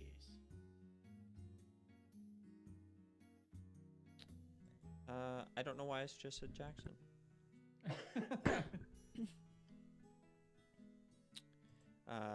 Xavier is sitting sort of on the inside of the tent, and he says, "Why, I really appreciate you letting me use your abode here. It's mighty nice, considering how it's raining." No problem. It's no problem. Yeah, it's all good. Jackson and I slept during the daytime. Yep, so we're a little bit wired right now. I can tell. Molly grumbles and rolls over in her own sleeping bag. I won't be too loud. Just kidding.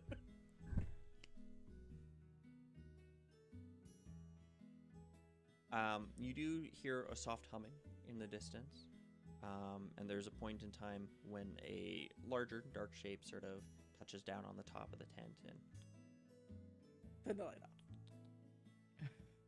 it waits for a couple minutes before you see it light up and move away.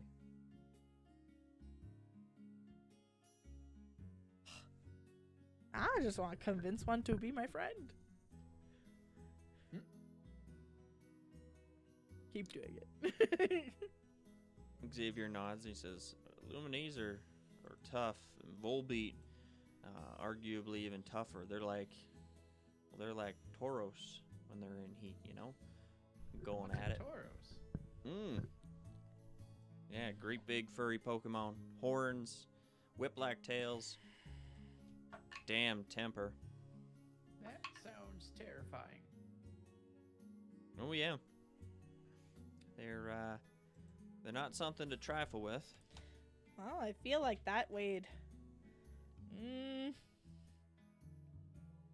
That guy weighed a decent amount for a bug.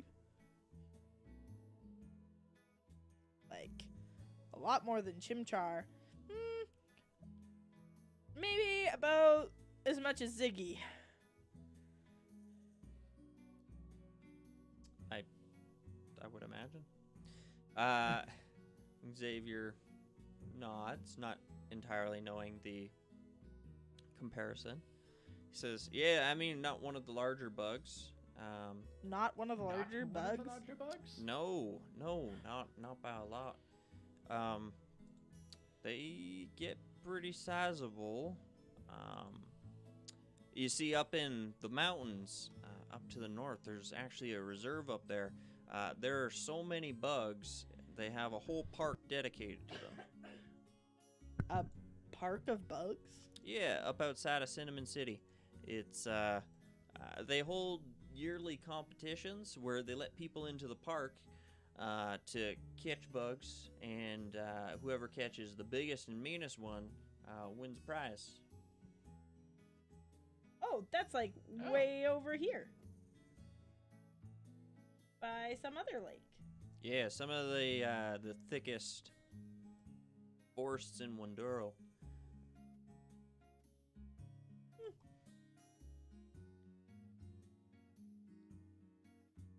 Really nice country, or so I'm told. I haven't been up there myself. Yeah, we're kind of headed south right now. Yeah, we're heading the opposite direction. Otherwise, that sounds tempting. Isn't that where you just came from? If you don't mind me saying. I mean, yeah. But we have Yeah. a thing we're trying to do.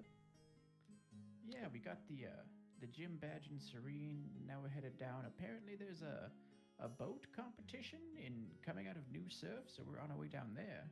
for that one. I read about that. Mm-hmm. That sounds really exciting. Hopefully. Yeah. Yeah. Just gotta pick up one more badge on our way. Oh, well, I'm doing the same. I Nice. beat the one down in Brambletown first, and working my way up to Serene City, and maybe hook my way back down south in time for that tournament. Oh. We did the opposite. We started in Brambletown, decided to come up here for some reason. We must have had a delivery to do for Lodge. I think maybe for Or did we Nurse hear about Joy? Maybe for Nurse Joy, or maybe we heard about the Basculin thing. Maybe. That I is can't poss- remember what brought us there. That's But, possible. No, we're gonna hit up Brambletown on the way down, and then hopefully get that badge easily. Any juicy Hopefully. things you can tell us about the gym? Well, I mean, she's tough. She don't take no shit, if you don't mind me saying. Ariana is one tough girl. Yeah, that sounds a lot like Guy. Anything to say about Guy? He's wonderful. Yeah, Oh. he's a very kind man. Oh, Very intimidating trainer. Yeah. But very kind and what's the word I'm looking for? He's very supportive. He's like really into seeing you succeed. Very nurturing. Yeah, that's a good word for it. I mean, I got the same impression from Ariana, but she's, I don't know, she wants to work you down, you know?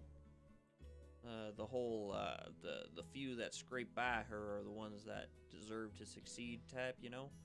Guy's definitely Oh, not like okay. that. No. Definitely the build you up, give you lots of positive reinforcement, even when he kicks your butt. Well, maybe I'm happy that I got through the tough one first. The next one will be a cakewalk then. I mean, he's still he He's beat us still the first tough. time. Oh. Pretty soundly for me. Oh. Well, I mean, if I remember facing you the first time, you were pretty tough opponents. Can't be any, can't be too bad a trainer, I suppose. My first battle against Guy felt like it went on for hours. It was so intimidating. Mine was the opposite. Then again, so was my second battle with him, and I ended up winning that one, so... Well, word to the wise, Ariana's got some tricks up her sleeve, too. She's a flying type gym leader, if no one let on to that. Yeah. Yeah, Guy is a grass type, I believe. Yeah, mostly grass. But don't go in thinking that you can have fire type Pokemon, because, I mean, I had a fire type Pokemon, but he's got ways around that, so. Well, not fire type. I'm exclusively bug type. I think this one will be a good one for me. Bugs good against grass? Oh yeah, yeah. Cut through them like nothing, like paper.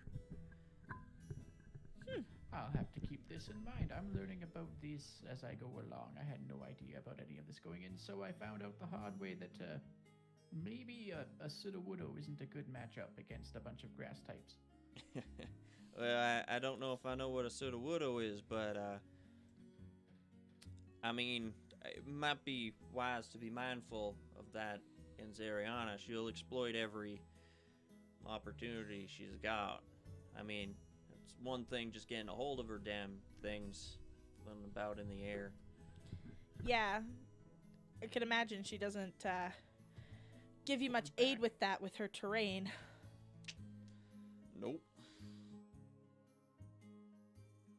Yeah. Range is going to be super necessary. But I'm sure... I think Billy should be fine for that one.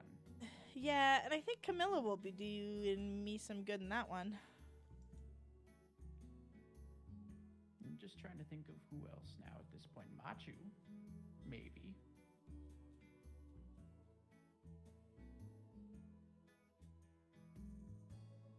Not I that... guess we'll find out when we get there. Not that I don't think you could do some serious damage, Liam, if you got it on the ground, but if Ariana's not going to give you much to get up there, I don't know if Force Palm's going to be enough to get any of them down yet. Lucario huffs, crossing his arm, and goes, "Roar, roar, roar," waves you off. Maybe with some clever strategy, but we'll see. Oh. And Axel can potentially paralyze. Possibility. Oh, that's right. Angus might be good for that as well. Yeah, if you work the conditioning. I mean, that's all Axel really did in the fight against Guy. Was work to do some paralyzation. Mm-hmm. And then Liam threw him out. That sounds like strategy. Yeah, throwing them out ended up being kind of the best strategy for me. Fair enough. Well, I'm glad I could help. I'm gonna turn in for the night. You do that. Again, thank you for the use of your tent. It is real wet out there tonight. Yeah, no worries.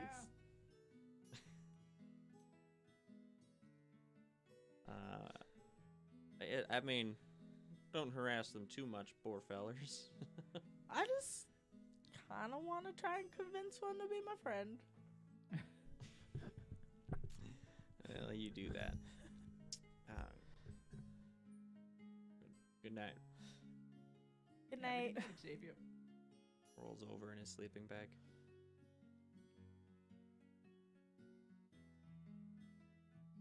And the night moves forward. This is probably a good time to call it. Nice. I figured a name for my Paris now. Well, that's all, folks. Another exciting episode of Pokemon D&D comes to a close. Yeah, next episode is in the new year. Our first episode of 2021 will be on the 11th. But Nice. Matt, you're back with more Cyberpunk? Cyberpunk 2077 tomorrow. We'll see if it's just as buggy as it was the first time. Ooh, Was it at least enjoyably buggy? Yes and no. Like, the only bug that was kind of harder to play around was, apparently, it's a common thing, where if you use the summon your vehicle function, sometimes it'll bug it so that you don't get to go into anything but first-person perspective. Oh. Which, if you've ever driven a car in a game before, can get incredibly nauseating. very Yeah. quickly.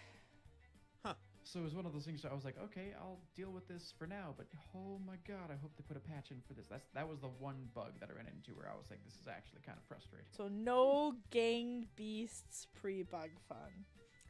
No. Pre-bug fix fun. No gang beast pre-bug fix fun. Although some of the other bugs where it's just like people standing in each other is fucking hilarious. And then I Still guess stand by the fact that they should have left those bugs in. I guess For we're gang back beasts, for sure. on Yeah, for gang the beasts. first for Paladins or whatever we decide to do that day. Heck yeah. For a typical Friday stream. which You is guys very are exciting. streaming Typical on New Friday Year's, eh? shenanigans. New Year's Day, not Eve. Okay. So yeah, thank you to Alyssa of the Lighter Arts on Twitter for the character tokens that we used today. Very much Hell yeah. appreciated. Thank you to Mikhail_Beats Twitter for the Pokey and Chill soundtrack.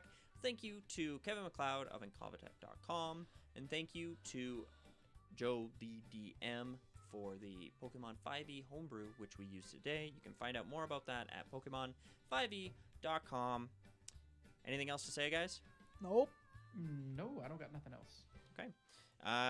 Go check out the Pokemon D&D one-shot, The Skies Shone Red. It was really good, and I'm excited to conclude that sometime in the next week or two coming up. Until then. Bye. Ciao, guys.